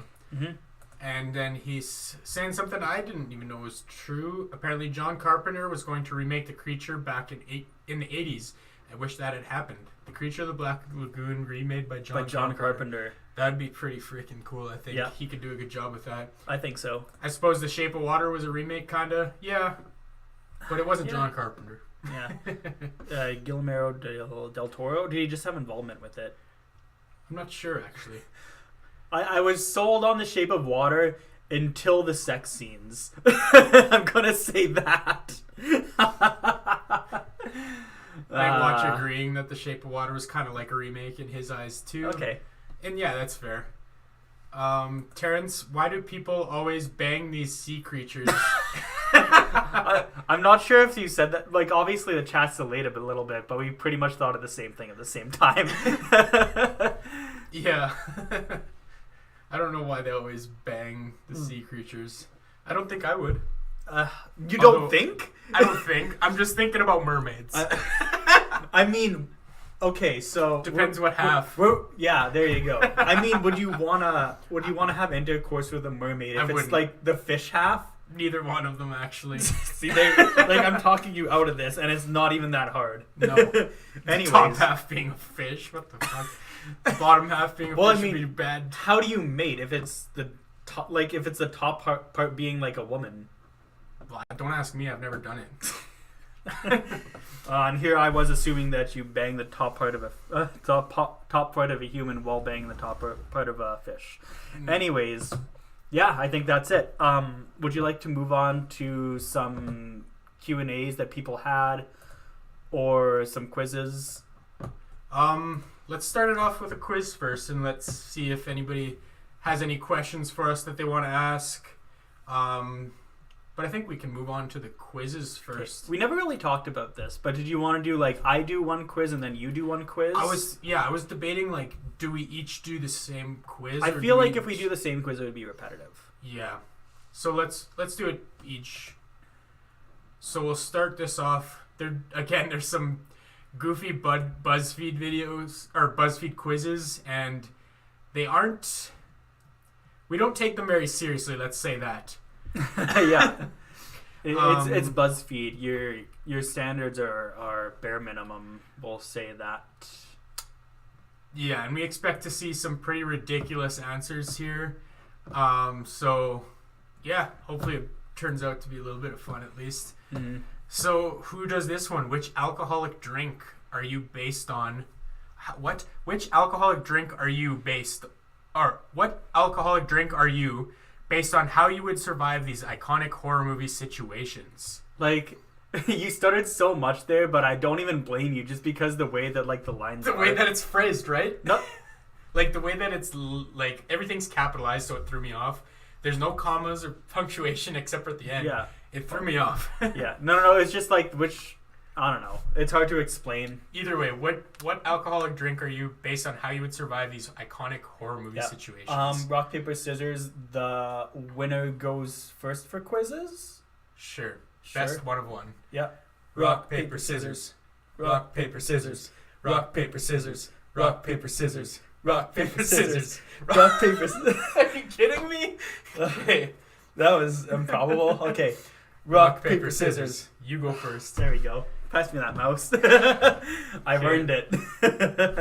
You go for it. How many times? Wow, that was impressive. That was a lot. 3 to the power of like what? 6? Neat.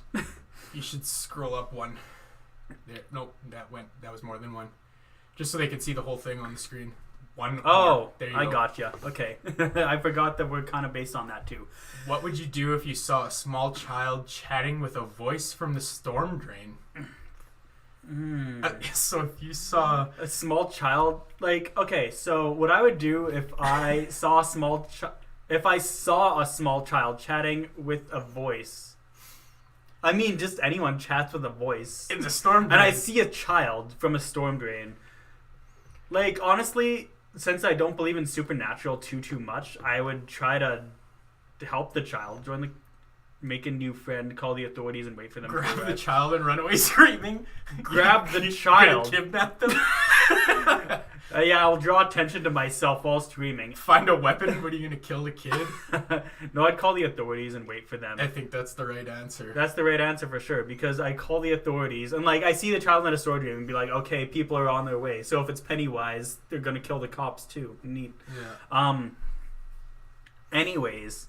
Next question. If you were alone and found a note in your house with the words "help me" written on it, how would you respond? Rip up the note and pretend it never happened. assume a friend or family member was playing a silly prank, leave your home and return only with somebody else by your side, investigate and grab a knife. Grab a knife and investigate. Okay, so funny story actually. I remember when I was really young, and I mean like probably like 8 or 9.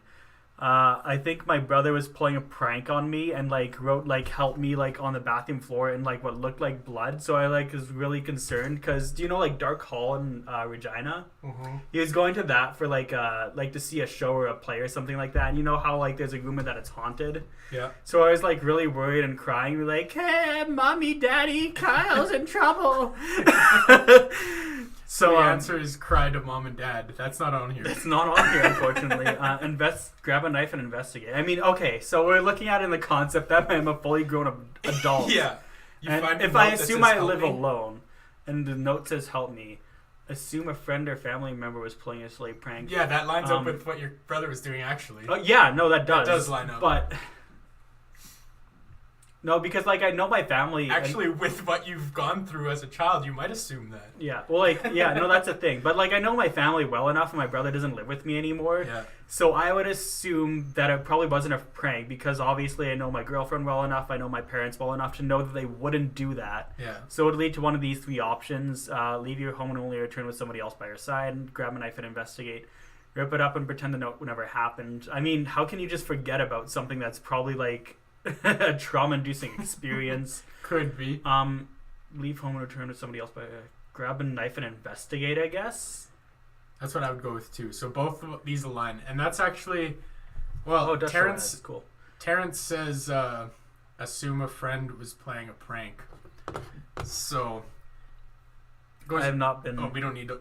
No, just right here. He would call the authorities for the first one, which I would too.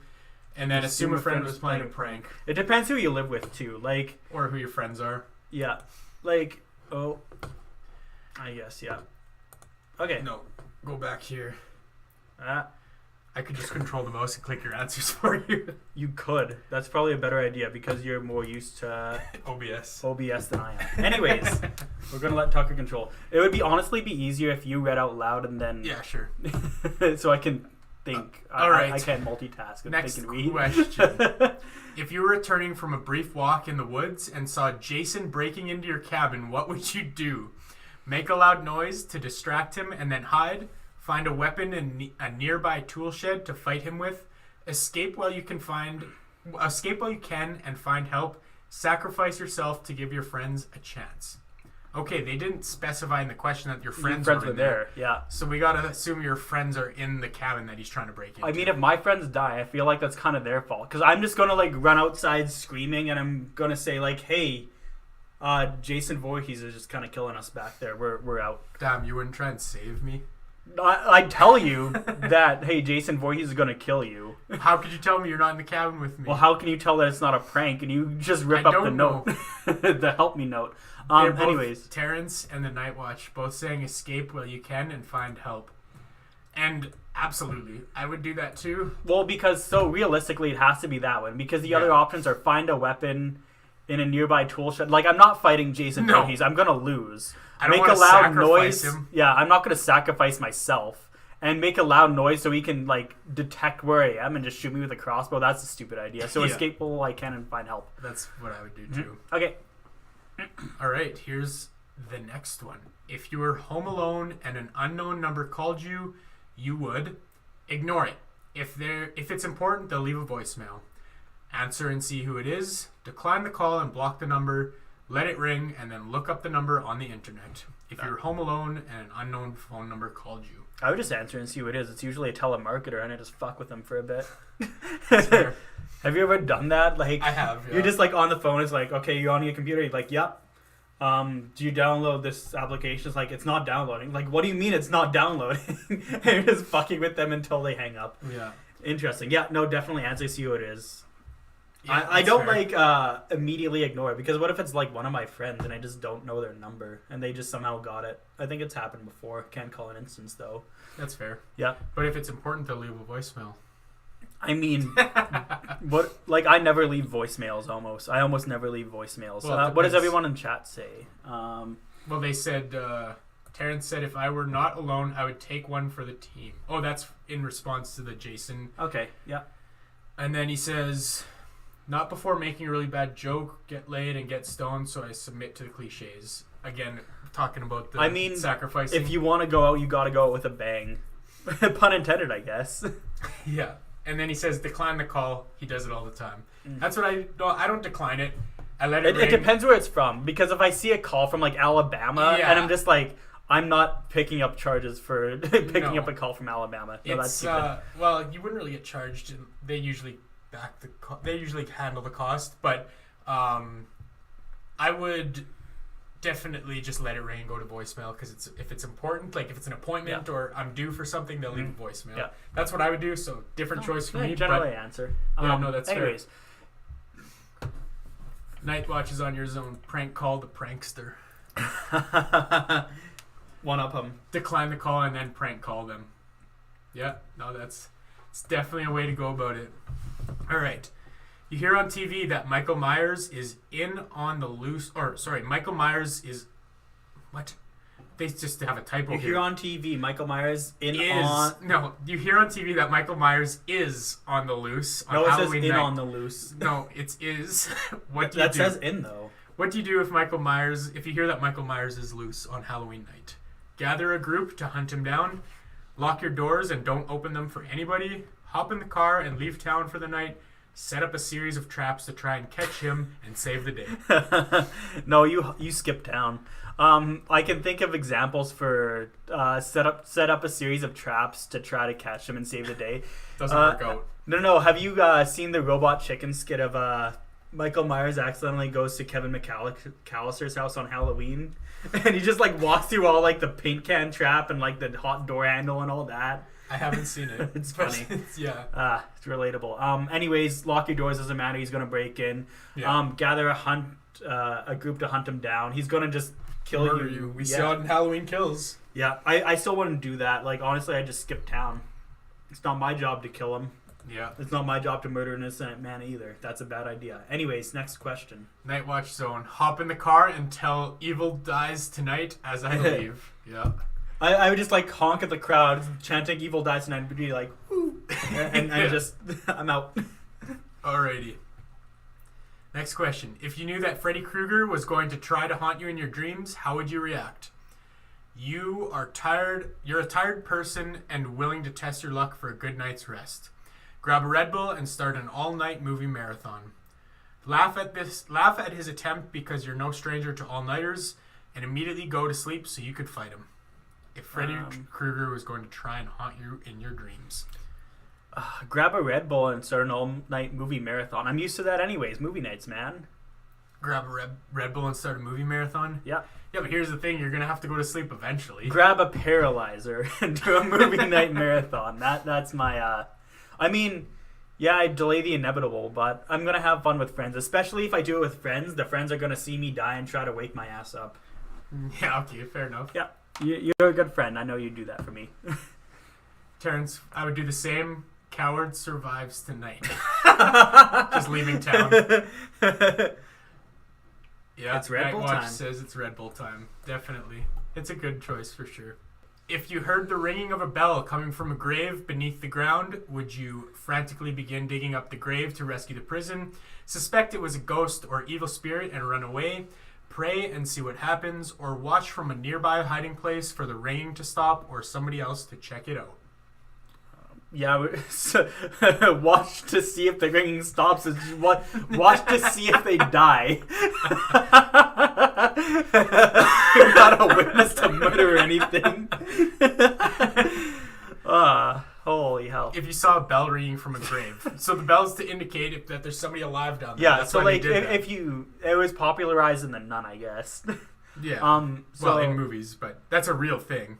Yeah. Yeah, no, it was, I guess, like more or less brought up to modern attention with The Nun. Yeah. So anyways, I'd make somebody else dig it up, but I'd say frantically begin digging to rescue the grave of the person. Yeah, if it's a ghost, it's just going to jump scare me, and that's about it. Yeah, definitely. You got to go with this. What the fuck? Suspect it was a ghost or evil spirit? Okay, fine. If you're that kind of person, I get it. But if you pray and see what happens, because that seems a little bit like you're just letting somebody die. Yeah. And then, watching from a hiding place just to watch them. Yeah. You're just an accomplice to murder at that point. Yeah. And Night Watch says he'd dig up the grave too. Terrence suspects it was a ghost though. Okay. And that's fair. Or it could be the wind.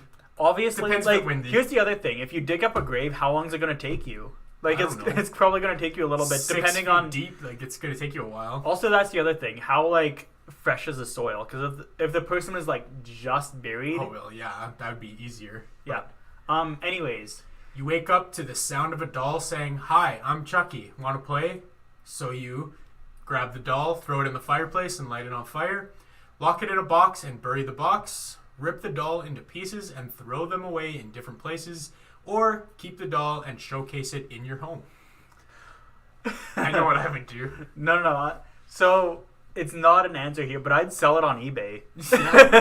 Like, honestly, like, I'd be the new, like, Warren couple, be like, "Oh, this is haunted. This is a haunted Annabelle doll. Who wants to buy it?" And it would sell for more than Tom Brady's final touchdown pass that was thrown in the stands for $500,000. Which didn't actually get followed through for obvious reasons. Yeah. But anyways, no, I'd grab the doll, throw it in the fireplace. Grab the doll, throw it in the fireplace. All right. What would you have done? Same thing? No, I honestly would have kept it. Okay. Night Watch saying, "This was a lot of fun, guys. Got to get going for dinner, but wanted to wish happy anniversary again. Y'all rock. Thanks for tuning in. Have a good night. And thank you. Keep up the good work on your channel. It's awesome." Yes, definitely. Or he would... Terrence with the ringing the bell in the grave, or it's a cow. Need more cowbell. Love of two is one. I don't know the lyrics. All right. Seasons don't fear the reaper. Lastly, would you believe your kids if they said their doll was possessed? Yes, no, maybe. I need to see proof first. I feel like the last two are kind of the same. Maybe, and I need to see proof first. How could you maybe believe them? Because you'd maybe need to see proof first. So what I would do is, if I was in this scenario, I would put the doll in my room. I mean, I'd get so murdered. You'd need to see proof first. Yep. I would get murdered. Sorry, hiccups. In the middle of the night, but it's a small price to pay. Fair enough. Terrence says yes, only to humor them. Humor the kids. Actually, well, I wouldn't just flat out deny, like, the children's, like, accusations. Especially if it was my child, I'd be like, "What did you want me to do with said doll then?" And probably it's, like, their own doll, right? And then I just, like, throw it out and that'd be, like, the end of the story. Yeah. Like, especially, like, me as a parent, I would do whatever, like, lets my kids sleep at night, right? Well, yeah, for sure. Yeah. But Anyways. would you believe them? Yeah, so, like, realistically speaking, You would do like, whatever to, I would need to to ease see, their mind. Yeah, so, like, what I would do is, like, I'd need to see proof first, and, like, I just, like, place it on my TV stand, and I'd be like, "If you kill me, you kill me." So you need to see proof, all right? Yeah. You, alcoholic drink of your choice, or based on how you answered, is Jägermeister, apparently. Okay, let's read this description. "Let's have a good night tonight. Jägermeister in German translates to Master of the Hunt. So it makes sense that you're leading the hunt to fight back. You never allow Ghostface to terrorize you and your friends. You take a shot of Jäger and grab a knife." Why would I take a shot of Jägermeister? Why would I go intoxicated into battle? Because you need some courage. Liquid courage, they call it. Yeah, liquid courage. I mean, that weirdly enough makes sense. Anyways, would you like to do a quiz? Yeah, I'll do the next one. What do we got here? We got so many quiz options. We'll see what we got for choices. Yeah. Oh, it's gonna take a bit to exit. There we go. All right, so we got time to decide which of these horror movie villains would win in a fight. The reason I pulled this one is because it's something we have done on our channel. Oh, yeah. And I thought maybe let's see what they have paired up against each other. So this is something we could both do, actually. Okay. We've argued about this in the past. Yeah, like, technically. we can just go through this quickly, honestly. Which of these mask-wearing villains would win a fight, Jason or Michael Myers? We've immediately disagreed on this in the past, but we're going to say Michael Myers. Michael Myers. Oh, sorry, Jason Yeah, Voorhees. I think that's who we came out with. Yeah, that's who we came out with. I agree. Ooh, it's pretty close. 56% to 44%. All right, let's see who's next. Ghostface or Leatherface? Without a doubt, Leatherface. Like, without a doubt. Yeah, 85% of people agree. I didn't even know quizzes went like this on BuzzFeed. Neat. Yeah, there's different ones. Which of these villains would make it out alive after a fight? Leprechaun or Chucky? I feel like Leprechaun would win. I'm trying to think of the difference between stuffing and like actual like flesh. Like, yeah, well, Chucky is basically possessed from another being. To be fair, I haven't really seen any Leprechaun movies, so I don't really know what his weapons are. It's definitely worth watching some of them. They're pretty funny. Okay, I'll have to take your word for it then. I just think Leprechaun, I don't know. It wouldn't be much of a battle. 31. Oh, I feel like that's Chucky. because more people know Chucky. That's a thing, yeah. More people know Chucky, so they'll probably be biased. And Terrence agrees with us with Jason and Leatherface, but he says Chucky. And that's fair. I think it could be a toss-up with it, to be honest. I just leaned a little bit more to Leprechaun. That's just me. Mm-hmm. Pennywise from It or Freddy Krueger from A Nightmare on Elm Street? Yeah. Pennywise. Yeah. A lot closer. Pretty close, though. The thing is, Pennywise, especially, like, you go into somebody else's dream, what's your fear? I mean, the other thing to consider is Pennywise is asleep, like, 26 years. Yeah, true. 26 full years Pennywise is asleep. He could be tormented a lot there. So, yeah, I could see going both ways, honestly. Yeah. But the thing is, especially since Pennywise can control other people's fear, he can just change, like, to whatever Freddy Krueger's fear is. Fire. Yeah. I don't know. Who would win in a fight? Kayako Saiki from The Grudge or Samara Morgan from The Ring? Huh. This is a thinker. I think I want to say... I know what I want. I'll let you go because I've gone first last one. Or the one before that. Okay, I'm going to say The Grudge. I was going to say Samara. But at the same time, like, it'd be a good fight, I think. Yeah. Well, like, the reason that I think The Grudge is because The Ring relies on videotapes, whereas That's true. The Grudge just basically relies on, like, you having contact. That's true. Yeah. That's my thought process. She has more of a chance to attack, I guess. The Grudge. Mm-hmm. Yeah, okay, I'll give it to you. It's less, though. Yeah. Ring's more popularized in North America. Same with BuzzFeed. Well, yeah, but correlations? No, Who knows? The Ring and The Grudge are both the same. Yeah. They both have American remakes from Japanese films. I know, but one of them is much better. Well, yeah, obviously. Obviously, it could be my personal opinion, but anyways, not seen The Grudge, only seen the Japanese Ringu. Ringu is good. I haven't seen Ju-on, like the Japanese. I've seen neither of the Japanese. I'm not a fan of subtitles. I like subtitles over dubs, definitely, but I've seen Ringu. I haven't seen Ju-on. I've seen The Grudge and The Ring, the American remakes, but yeah. I've seen all the American versions of both, but I haven't seen any of the Japanese versions of either. Yeah, that's fair. Okay. So, which group would destroy the other in a death match? Children of the Corn or Killer Clowns from Outer Space? Got it. Me too. Killer Clowns? Yep. Killer Clowns. Oh, that's very close. We are in the minority by a couple percentage points. Logic for Killer Clowns is just they have more tricks up their sleeves as opposed to just like fucking toddlers. Right? Yeah. Yeah. Which supernatural being is winning in a battle? Candyman or Pinhead from Hellraiser? We both know the answer. Pinhead. Pinhead, yeah. Pinhead. 58 to 42, still a close one. I think a lot of these people judge it based on the movies they like the most. Yeah, could be that. All right, Jack Torrance or Hannibal Lecter? Who'd be the last man standing? Hannibal Lecter. Yep. Oh yeah, a lot more. All right, that's it. Do you want to actually do a quiz now? Yeah, I will. That I just wanted to see how they paired up with some of the stuff we talked about. Basically most of ours aligned, so that wasn't really fair, especially since we talked about it on the channel. Google's not responding. Terrence, I have not seen Killer Clowns. He chose Candyman over Candyman? Or Pinhead. It's fair. Okay. I think Pinhead just has so much power. He basically rules the underworld for the most part. Like... Okay. Well, yeah. Tucker. Scenario.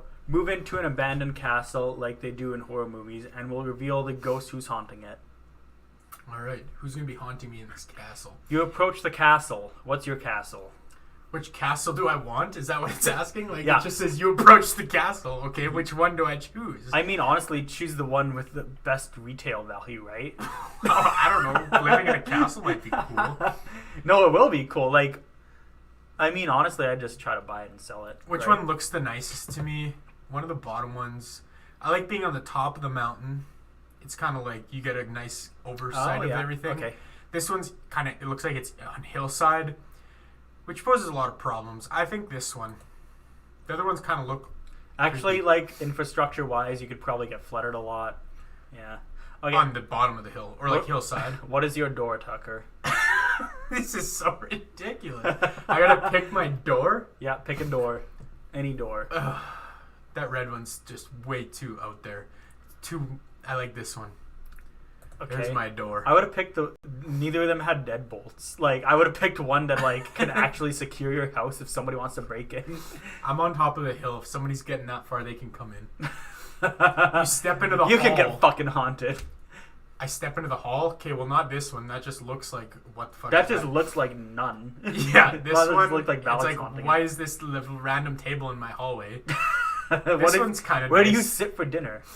Yeah, this one's kind of nice, but this one, Oh, look at that that one. That's The windows and everything. That's just That looks like a super nice. mausoleum. I approached the deserted stairs. Why are they deserted? This is... Honestly, I'm gonna say the first one doesn't look too deserted. None of them look deserted. Well, this How about- one. And the third one. This one's kind of like, looks like it leading to a basement. And there's that one that clearly like has a ghost in it. Yeah, what the fuck? It's not deserted. And also, it's in my castle. I'm going to use it. And there's a light, so it's clearly like 21st century knowledge. I'm going with this one because it's nicely lit. I discover a locked room. I mean, if I bought the castle, I feel like I would know about it, but maybe not. A dungeon, that'd be cool. A ballroom. A ballroom would be on like a main floor. Why would it be randomly discovered? Anyways.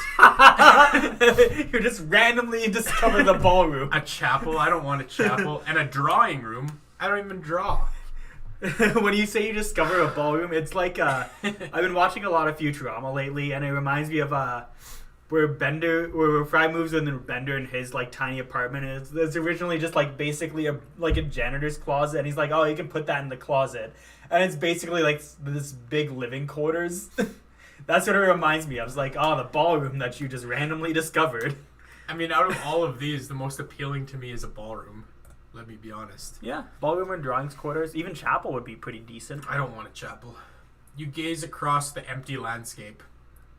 Okay, I'm gazing. You do.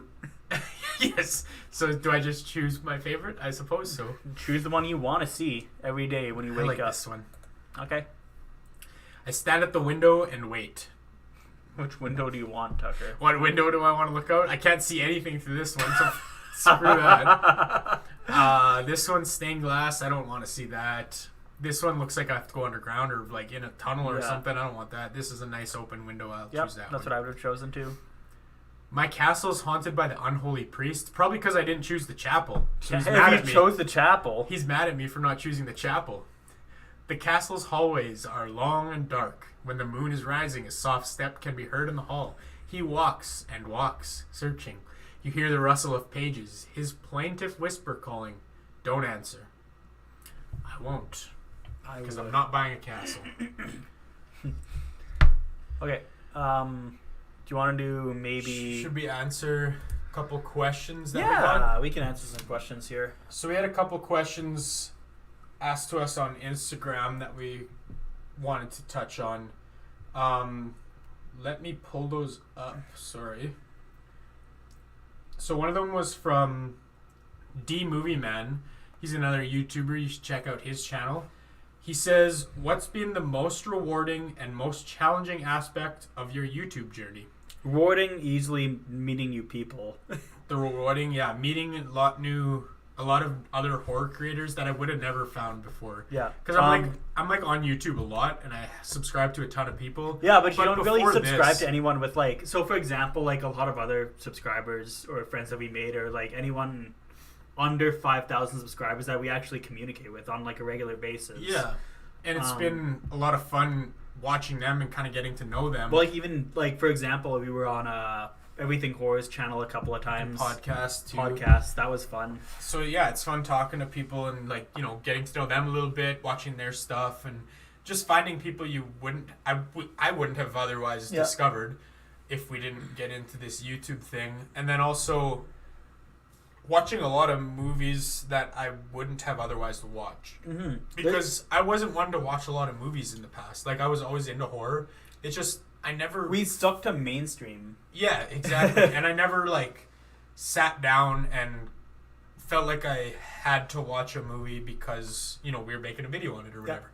But now I get to see so much more videos or movies because we're making videos for it, so it's a lot and more... along with that, like deep diving into videos that people suggested for us, right? Well, exactly.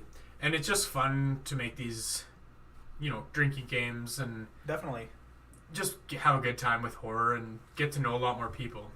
The most challenging for me, I'll talk about what I think is the most challenging.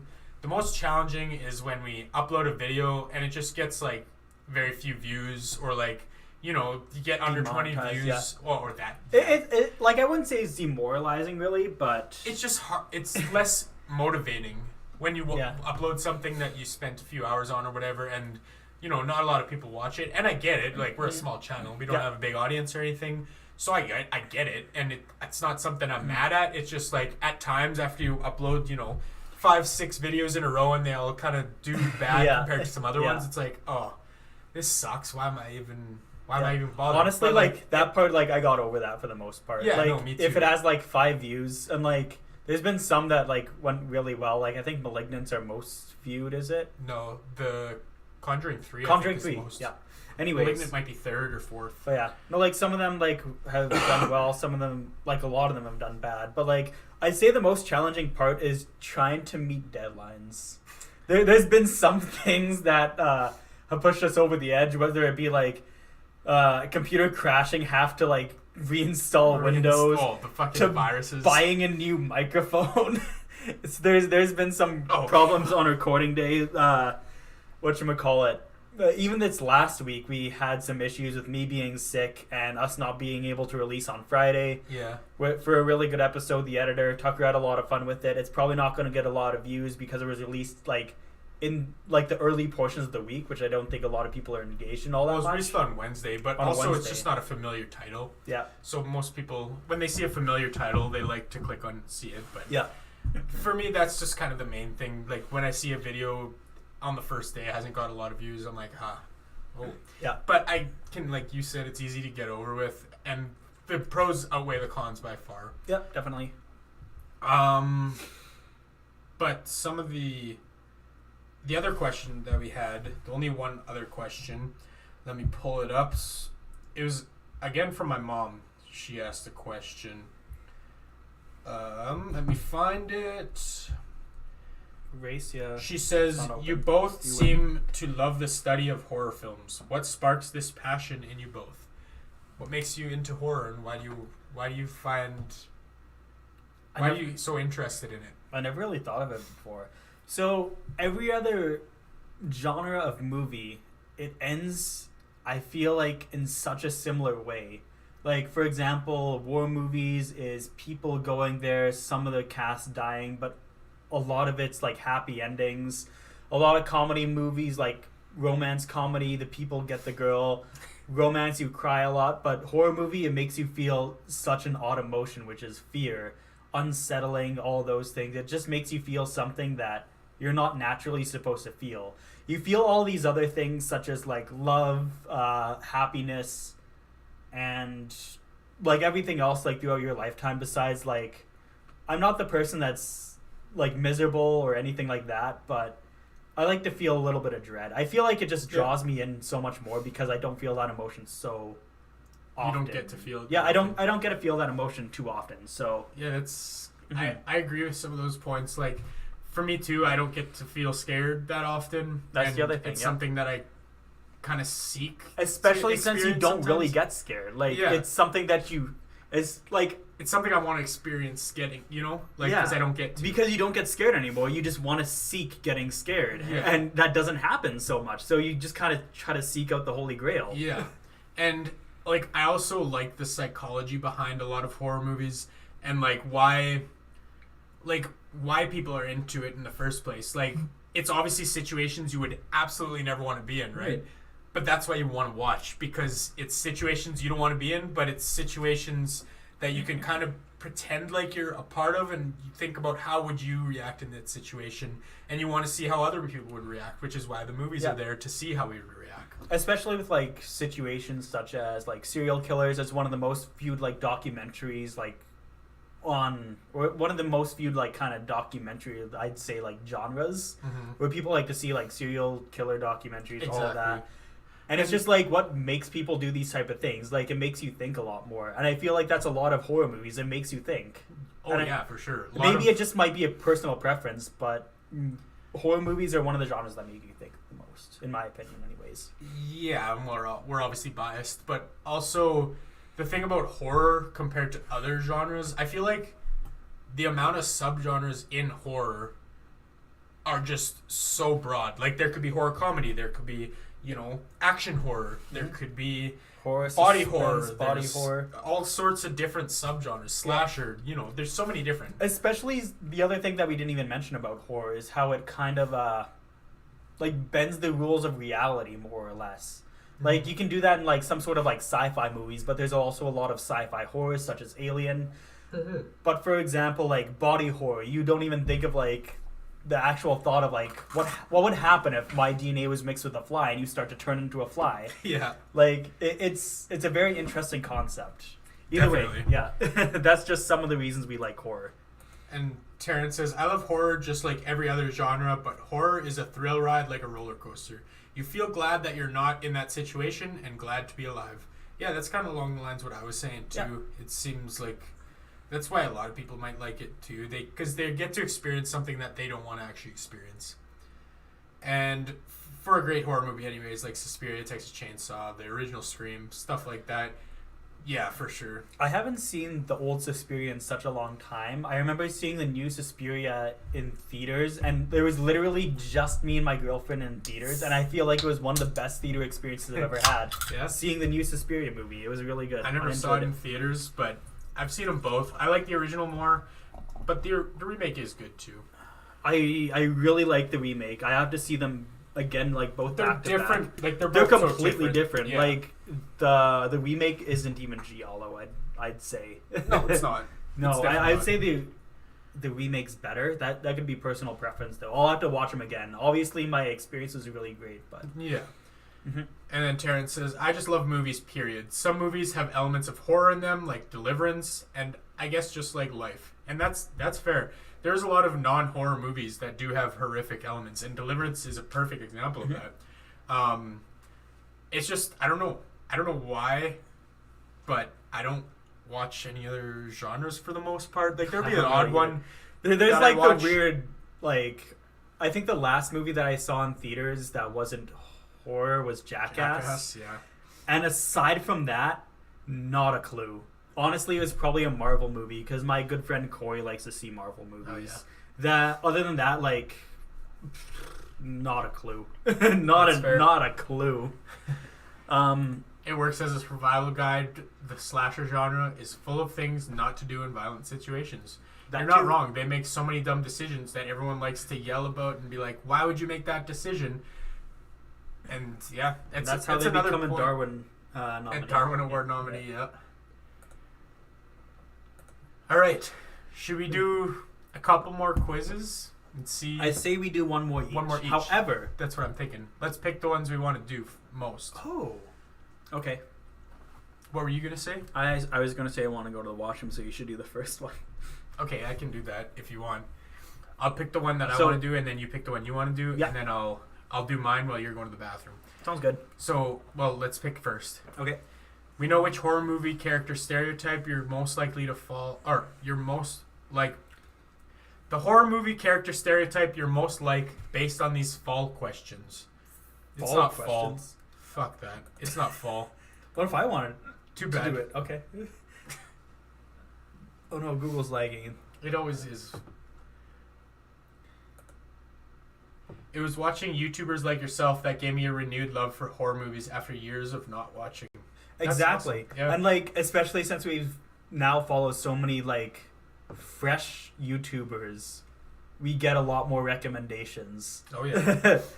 It's like, for example, I don't think we would have watched The Editor. The Editor is a great example. Fried Berry, maybe. Fried Berry. We're gonna watch X. Yeah. Dark and the Wicked we wouldn't have watched, and I love Dark and the Dark Wicked. and the Wicked was great. And that's just off the top of our heads. Mhm.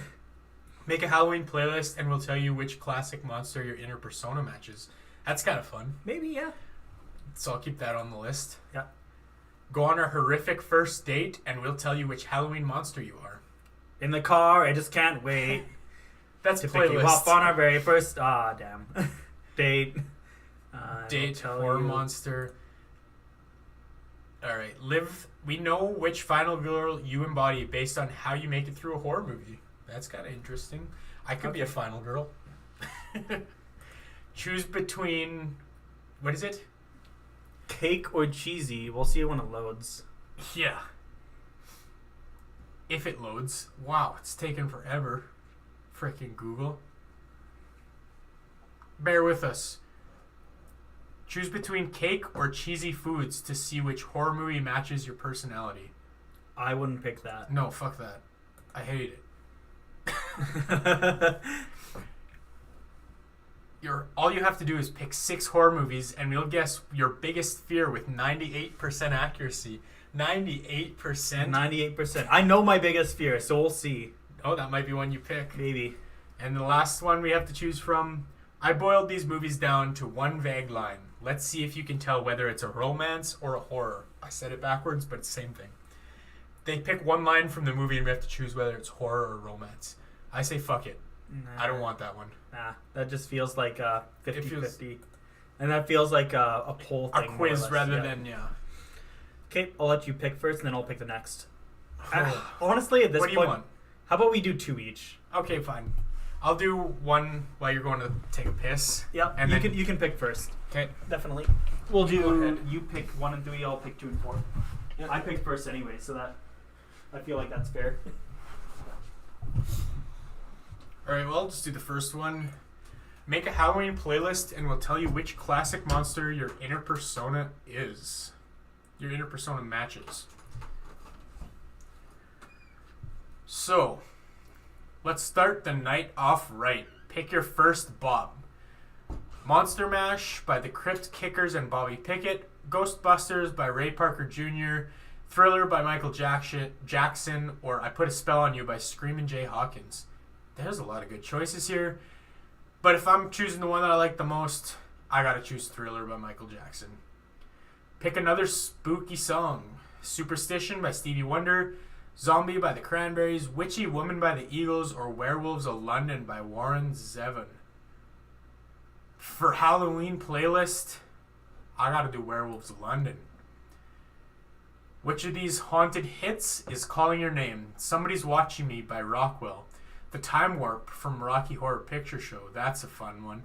Spooky Scary Skeletons by Andrew Gold. Or Black Magic Woman by Santana. I always gotta do Spooky Scary Skeletons. That's my favorite Halloween song of all time, I think. Terrence, you choose Put a Spell on You by Screamin' Jay.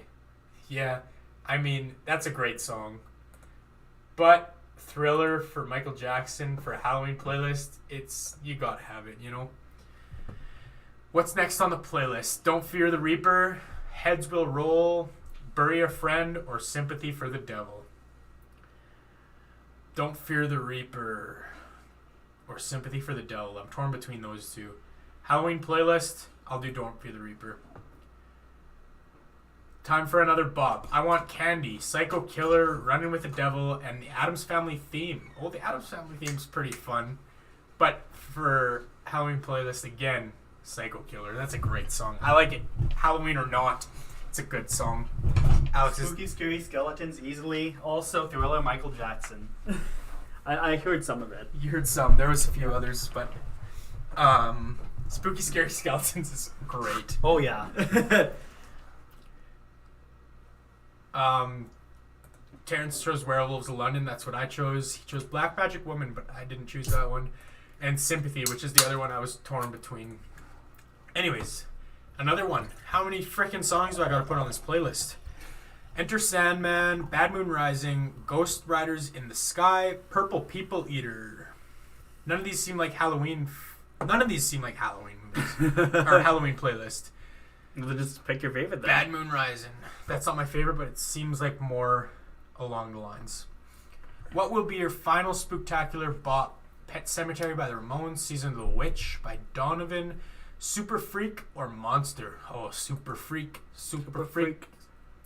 Vampire. Wow, D tier. Yep, you're most like a vampire. While some take pleasure in going to a party or hanging out with friends, you prefer a quiet night at home. People are naturally drawn to you. However, because of your mysterious nature, you leave a lasting impression on everyone you meet. And just a guess here, but you're also a night person who hates garlic. Okay, I'm a night person, but fuck, I love garlic. Also, great he's literally going to a party after this. Yeah. True. So, I mean, I do like having a nice quiet night at home, but I like going out and partying with friends too.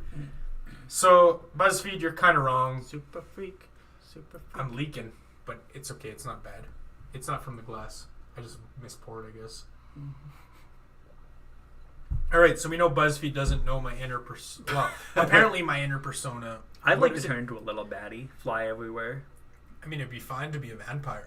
You get to live a long time, but I wouldn't say that's my inner persona. Would you? I wouldn't say vampire is your inner persona. And their description doesn't line with me very nicely. So, do you want to do go on a horrific first date and we'll tell you which Halloween monster you are? Yeah, let's do it. All right. How did you meet your date? Tinder, at a bar, your mom set you up, she's tired of your single ass, or a friend of a friend? I'd say a friend of a friend. Alrighty. Pick a place to go. McDonald's, your mom's basement, sketchy gas station, or their cousin's bar mitzvah. Why not just a fucking regular restaurant, or like a movie, or go to a park? I still live in my mom's basement. I'm not done school yet, man. So I feel like that's the obvious one. That's where you'd go for a date, though? Yeah. Fuck, a first date, you'd go to your mom's basement? Have you ever invited a woman over to my mom's basement? Have I invited a woman to your mom's basement? Yes. I don't think so. Have you invited your fiance to my mom's basement before? She's been there.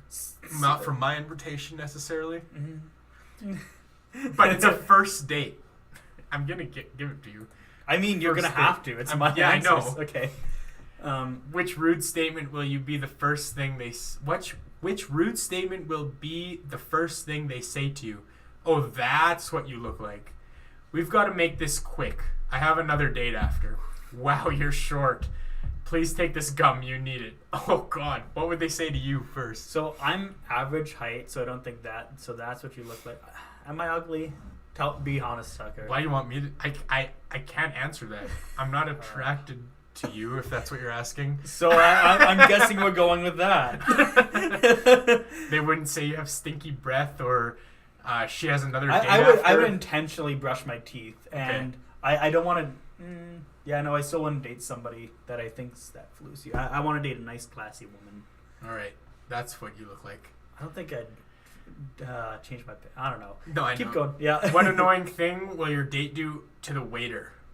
Send back all their food, ask to hear the specials multiple times, make corny jokes and get upset when they don't laugh, and won't leave a tip. What annoying thing is your date gonna do? You know what my date's gonna do? My date's not gonna leave a tip because I'm gonna be paying. Oh. Got it. I'm so good. What's your date's occupation? Revolutionary War reenactor, professional gamer, porno director, or mortician? Mortician. All right. Mortician. Easy. Pick an awkward moment to have. My girlfriend actually wants to be a mortician. That's why I said that. Hands down. Awkward moment to have. You run into your ex who has a hot date. Your date tries to hit on the waiter. Your date tries to play footsie with your privates. Or your date pulls out conversation topics. Honestly, conversation I'd topics? say your date pulls out conversation topics would be super cute. Why is that? Oh, like she pulls out a list? Yeah, she like pulls out a list. Like I was like, she's just pulling them out of her brain. Like, conversation. Here, So where is What is your favorite scary movie? Like that'd be super cute. All right. Yeah, that's fair. I think that's what I would do. It doesn't seem that awkward. It's not really awkward. I think a it's little like, bit, but I think it's cute. If they pulled out a list, it'd be like, oh, that's a little weird, but I get it because it'd be something I might do. Yeah. Something I would want to do. Something I wouldn't do, but I would want to do. Yeah. That'd be cute. Strangely, you want to go on a second date. How does your date dump you? Their mom calls you and dumps you for them. Okay, Norman Bates. They get down on one knee and beg you to call them. What? Beg you not to call them. Oh. They get down on one knee and beg you not to call them. It's a weird thing to do. They dump you in a sketchy alley and leave you there. Mm-hmm. Or they say they forgot their wallet, make you pay, then dump you. That's cold. You already said this is on a second date, though. Second date. You want to go on a second date? Okay. For some reason, you want to go on a second date with this person that's already, I don't know. Apparently, it's been a bad date. I already offered to pay, so they say they forgot their wallet. Would make the most sense, right? Then they dump you. Wait, I'm just going to read the other ones first. Yeah, that makes the most sense. They dump you because they don't have their wallet and then make you pay. No, they say they forgot their wallet. I already paid in the first place, right? Because This is the second date, though. The first date you paid for. No, strangely, you want to go on a second date. Yeah. You want to go on a second date. Oh, yeah. It isn't the second date. Yeah. Zombie. You're a zombie. You're dead inside. Everyone annoys you and you're pretty unemotional. Not even a puppy dying could make you cry. During your date, you will most likely totally tune them out, but still try and steal all their food. You offered to pay. Why are you stealing their food? What did you say? This is just random shit. This doesn't give you anything based on the answers you picked. I like BuzzFeed. Okay. What did Terrence say? He was just listing off some of his answers. He'd go to McDonald's instead of his mom's basement. Yeah. I would choose McDonald's. Friend of a friend too. That's what I would have said as well. Up one. Yeah. Oh, friend of a friend. Yeah, that's what you did say. He had said, "Wow, you're short." I'm average height, maybe a little bit taller. Terrence might be short though. Yeah. I'm not sure of his height actually. Date tried to hit on the waiter. I hope not. I hope you don't have a date like that. Beg me not to call. That's how he would get dumped. If anything, I'd say my ghost. I already ruined the bit. My date would get super spooky and try to be a ghost. All right, I'm reading this out for you.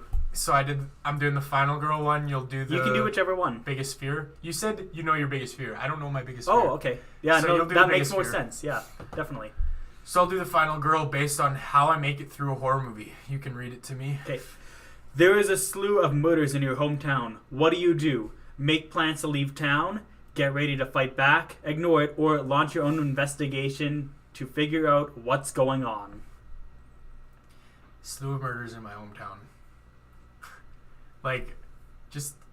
I'm not gonna lie. I wouldn't get ready to fight back. I wouldn't launch my own investigation. I'd probably ignore it. Honestly, yeah. It might sound For cold, sure. but Yeah. I would just ignore it. Lock your doors at night. Just ignore it. The killer is getting close. Oh, you want to read it? Oh, yeah, sorry. The killer is getting closer to your hiding spot. Who do you call for help? Your one-night stand, your nemesis, no one, there's no killer, or your closest friends. Well, the fact of the matter is it's getting closer to my hiding spot. I can't say there's no killer. I don't have a one-night stand. I have a fiance. My nemesis, first of all, I don't have a nemesis. I don't even consider anybody my enemy. But if I did, why would I call them for help? Yeah. And then my closest friends. Of course I would call my closest friends. It'd be me. I like horror movies. I can help. Tucker, the closet's a safe space. The closet? Yeah. Oh, to hide. Have you not seen Leslie Vernon? Go ahead. I saw Leslie Vernon a couple months ago. I know we've both been recommending it for a while, but it's not bad. Anyways, who do you think the killer is after? Anyone they can catch? You, your ex, or there isn't any killer? Who do I think the killer's after realizing it's real? Anyone they can catch. Okay. I would say me specifically. Cause why would the killer be after me? Why the fuck would they be catch? That's a Laurie Strode, 2018 type of scenario where you think the killer's after you. But yeah. Anyways, Where does the final showdown take place? The mall, a house party, the hospital, or a residential home? Fuck the hospital. It's overdone. The mall's not that overdone. It's been done a few times. How do you break into a mall? Who cares? What do you mean how you break into a mall? You just go into... You don't have to break in. This is where the final showdown takes place. I think the mall would be fun. House party, like, whatever. It's been done before a lot. Mm-hmm. A residential home... The mall. I gotta go with the mall. I do like this point that Terrence brought up, though, about Nemesis. You ask your Nemesis so they get offed. It's a clever man. Good way to think about it. But like I said, I don't have any enemies, so I can't justify it. And also, I don't wish death upon people. Yeah, that's a bad outlook, I've never done it, so like... You never killed somebody? No, I've never wished death on anyone. Okay. If you ever get accused for murder, you should take me on a witness stand. We'll play this clip. Continue. This is me continuing. You finally taken down the killer. What do you do next? Hit them just in case. Drop your weapon and catch your fucking breath. You fucking moron, Tucker. Forget about them and go home. Or unmask them. Okay, well, I would do it in this order. Hit them again just in case. Always double tap. Yeah. And then I would unmask them. Like, what the fuck? I mean, I guess first. Yeah. Finally taking down the killer, what do you do next? Next, I don't unmask them first. No, you do it in double tap. Scroll up quick. You do it like this. You double tap, unmask, drop your weapon, forget about it, and go home in that order specifically. This is a specific order to do this in. Yeah. Okay. Continue. Yeah, exactly. Continue. Terrence wouldn't dash on anybody either. Definitely. And if I didn't mean to imply that if I did, just to clarify. No. I was just saying from my own perspective. Yeah, no, I don't think anybody wishes death upon another person. Most people don't. Either Some way. people do. Yeah. Definitely do not. Anyways, and finally, this means it's the last question. I hope so. Are you safe at the end of the movie? Yes, we won and the killer was defeated. No, there's someone still out there and watching us. Maybe, question mark? No, you can't kill the boogeyman. Am I safe at the end of the movie? Because... So I double tapped him. He's fucking dead. That's what I would have picked too. Terrence would have unmasked them first, so they would not have gotten away with it. Were not for us pesky kids. You pesky kids in your mutt. Alright, I got Dina Johnson from the Fear Street trilogy. Pretty decent modern final girl. Yeah. Like Dina, you have been through a lot and don't take any crap from anyone. You're also willing to risk your own life to protect those that you love, even if they've hurt or annoyed you in the past. Okay. I don't really have anything to say on it. I guess I'm Dina. Call me Dina from now on. Okay, Dina, do you want to get the next quiz up for me? Oh, Terrence would have said, no, we need a sequel. So... The killer's not defeated. I mean, real life, we double tap. In fact, I would bash that head in until I can take out the brain. Until I can see that brain, like damaged. That's when the fight's over. Yes. But you are right about movie industry and, studios. They want to have a sequel, so the killer's not dead in the first one. Haven't seen Fear Street. Any good? Yeah, any good. Definitely recommend it. It's on Netflix.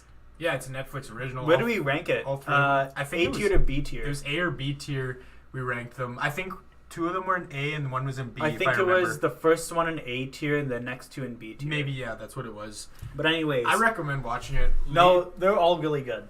Honestly, I think Tucker liked the first one the most, which is why we ranked it in A tier. I like the second one the most. It has the Ginger from Stranger Things. I'm not good with names, so I just call her a Ginger.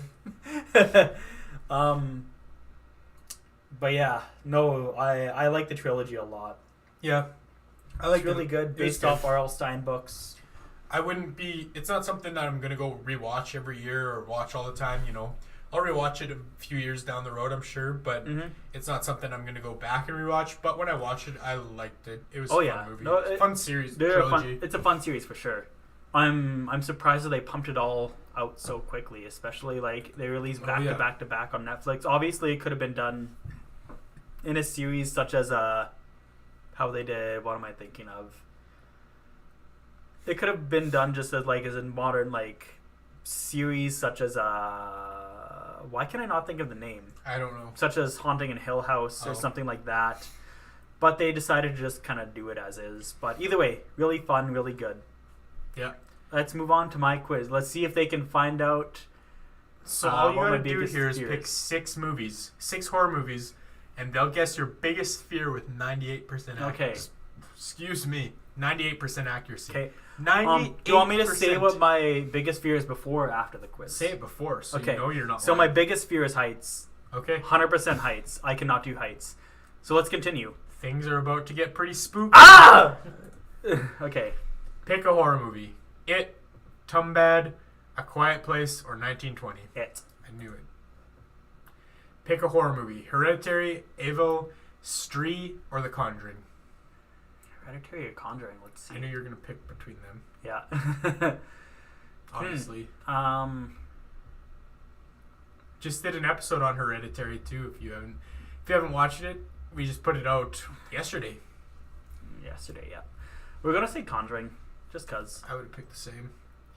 Pick another horror movie. Sinister, Oh. 13B, Midsummer, or Manichitratatsu. Midsummer Sinister, man. I know what I would pick. I know you know what I would pick. I know what you would pick too. Not Sinister. I love the atmosphere of Sinister Sinister's so great much. movie. You would have picked chose- Midsummer, yeah. All right. Us. Pick a horror movie. Train to Busan, Bulbul, Us, or Ghost Stories. You're saying Us. I love Us so much. I would pick Us. Next would be Train to Busan. Psycho, Amis, A Nightmare on Elm Street, or Perry. Nightmare on Elm Street. I would pick that too. Is this the last one of 6? Pick one last horror movie. Halloween, Gone, The Shining, or Bul Bulaya. There's a lot of foreign horror in this. Yeah. Honestly, the foreign horror I've been like avoiding. Halloween or The Shining. Oh my god.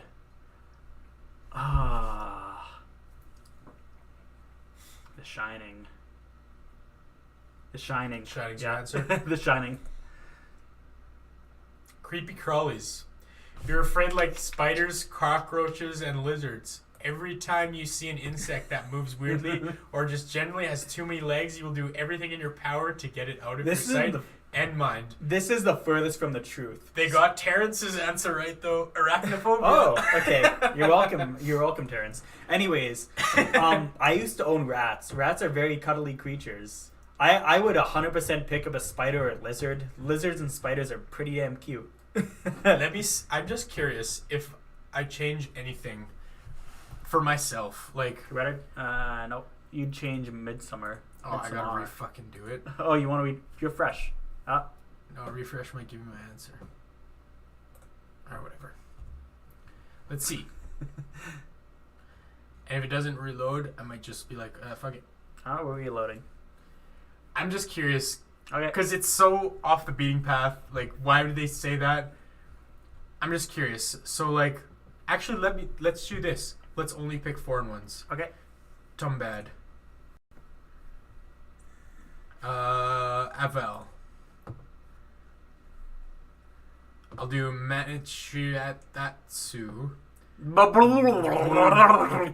Bulbul. I said it right. What did you say? It didn't choose for me. Amis, I'll do Perry. And I'll do Bulbulaya. Bagul, Babola. Darkness. Okay. I'm not scared of the dark, but I sleep in pure darkness, Same. man. I'm- Also, I like how both those things are Harry Potter references. There's like the yeah. from movie 6, and that's Lumos Maxima from what? Terrence, 2 or 3? Terrence 3? is on the same page as you. Says love lizards, newts are the best, and loves rats. Rats are cute. Rats are fun to play with. All you have to do is like tickle them, and they come running back for more. It's weird.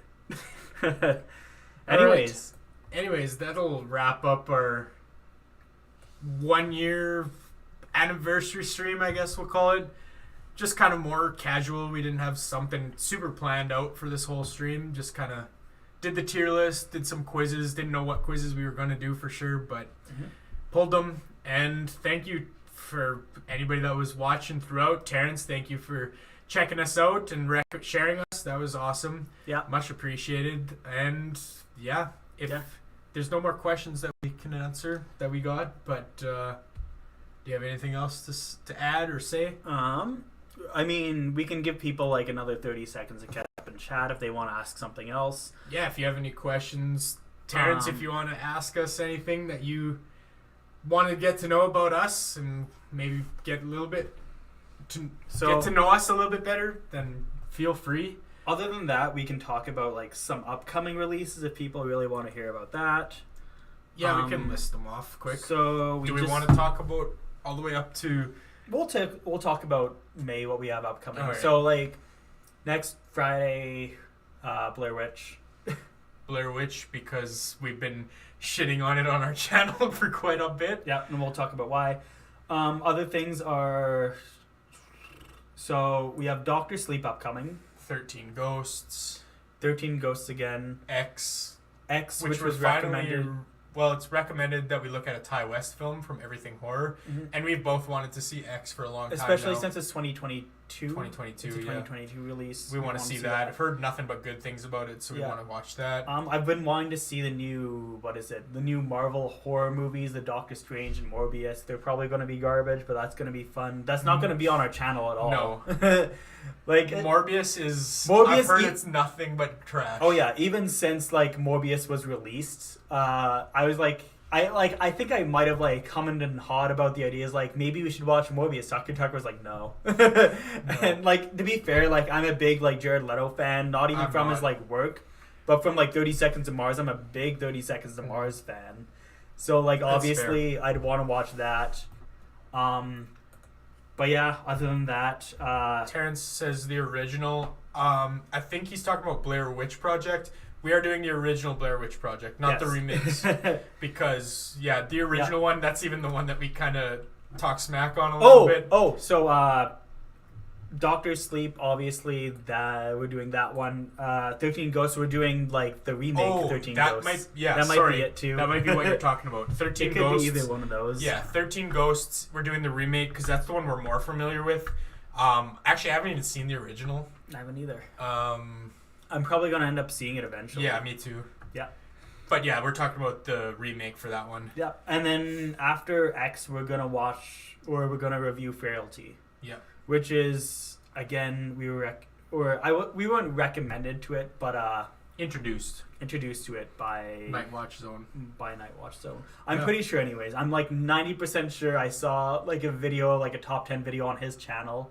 I'm going to have to like double check because I could have sworn I saw it on his channel. And if I did, I'm going to comment on the video and say, I watched this video like how many months ago.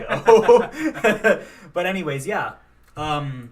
He says he's with us on Blair Witch. Hey, yeah, not a fan. Most people would disagree with us. It's kind of a hot take, but I'm glad you agree with us. Mm-hmm. But yeah, in terms of that, we got a whole other month planned after that, and we already have our October plans in stone that we're going to be working on. Probably at the end of May, we're going to start working on that. Actually, yeah. Basically, I won't say what it is specifically, but we're doing daily uploads for the entire month of October. The entire month.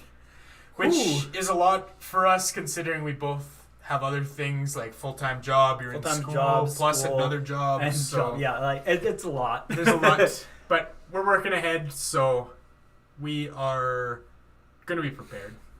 Yes, sir.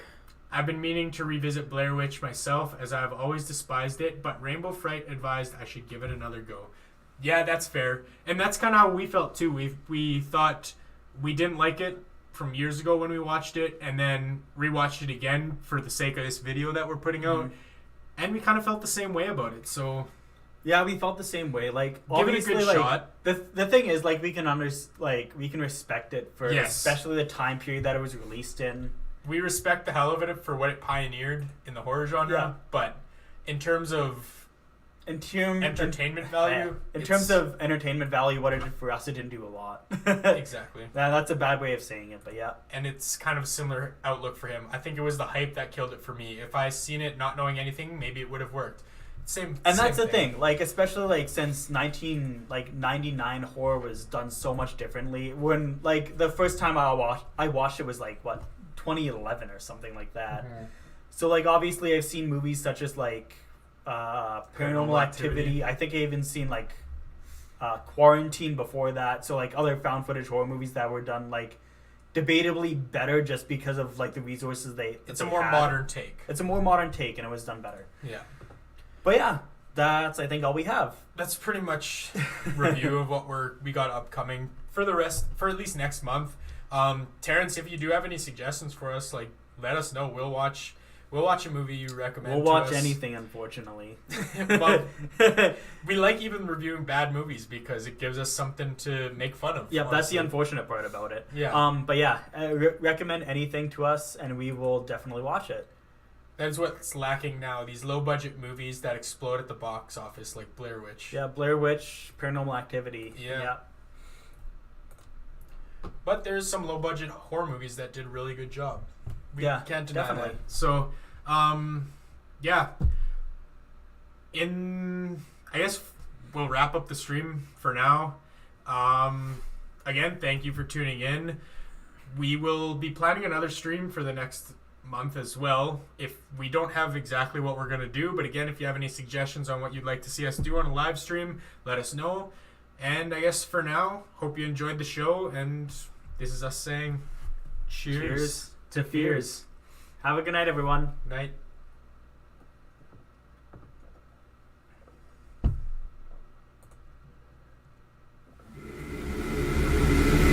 Ladies and gentlemen, may I have your attention, please?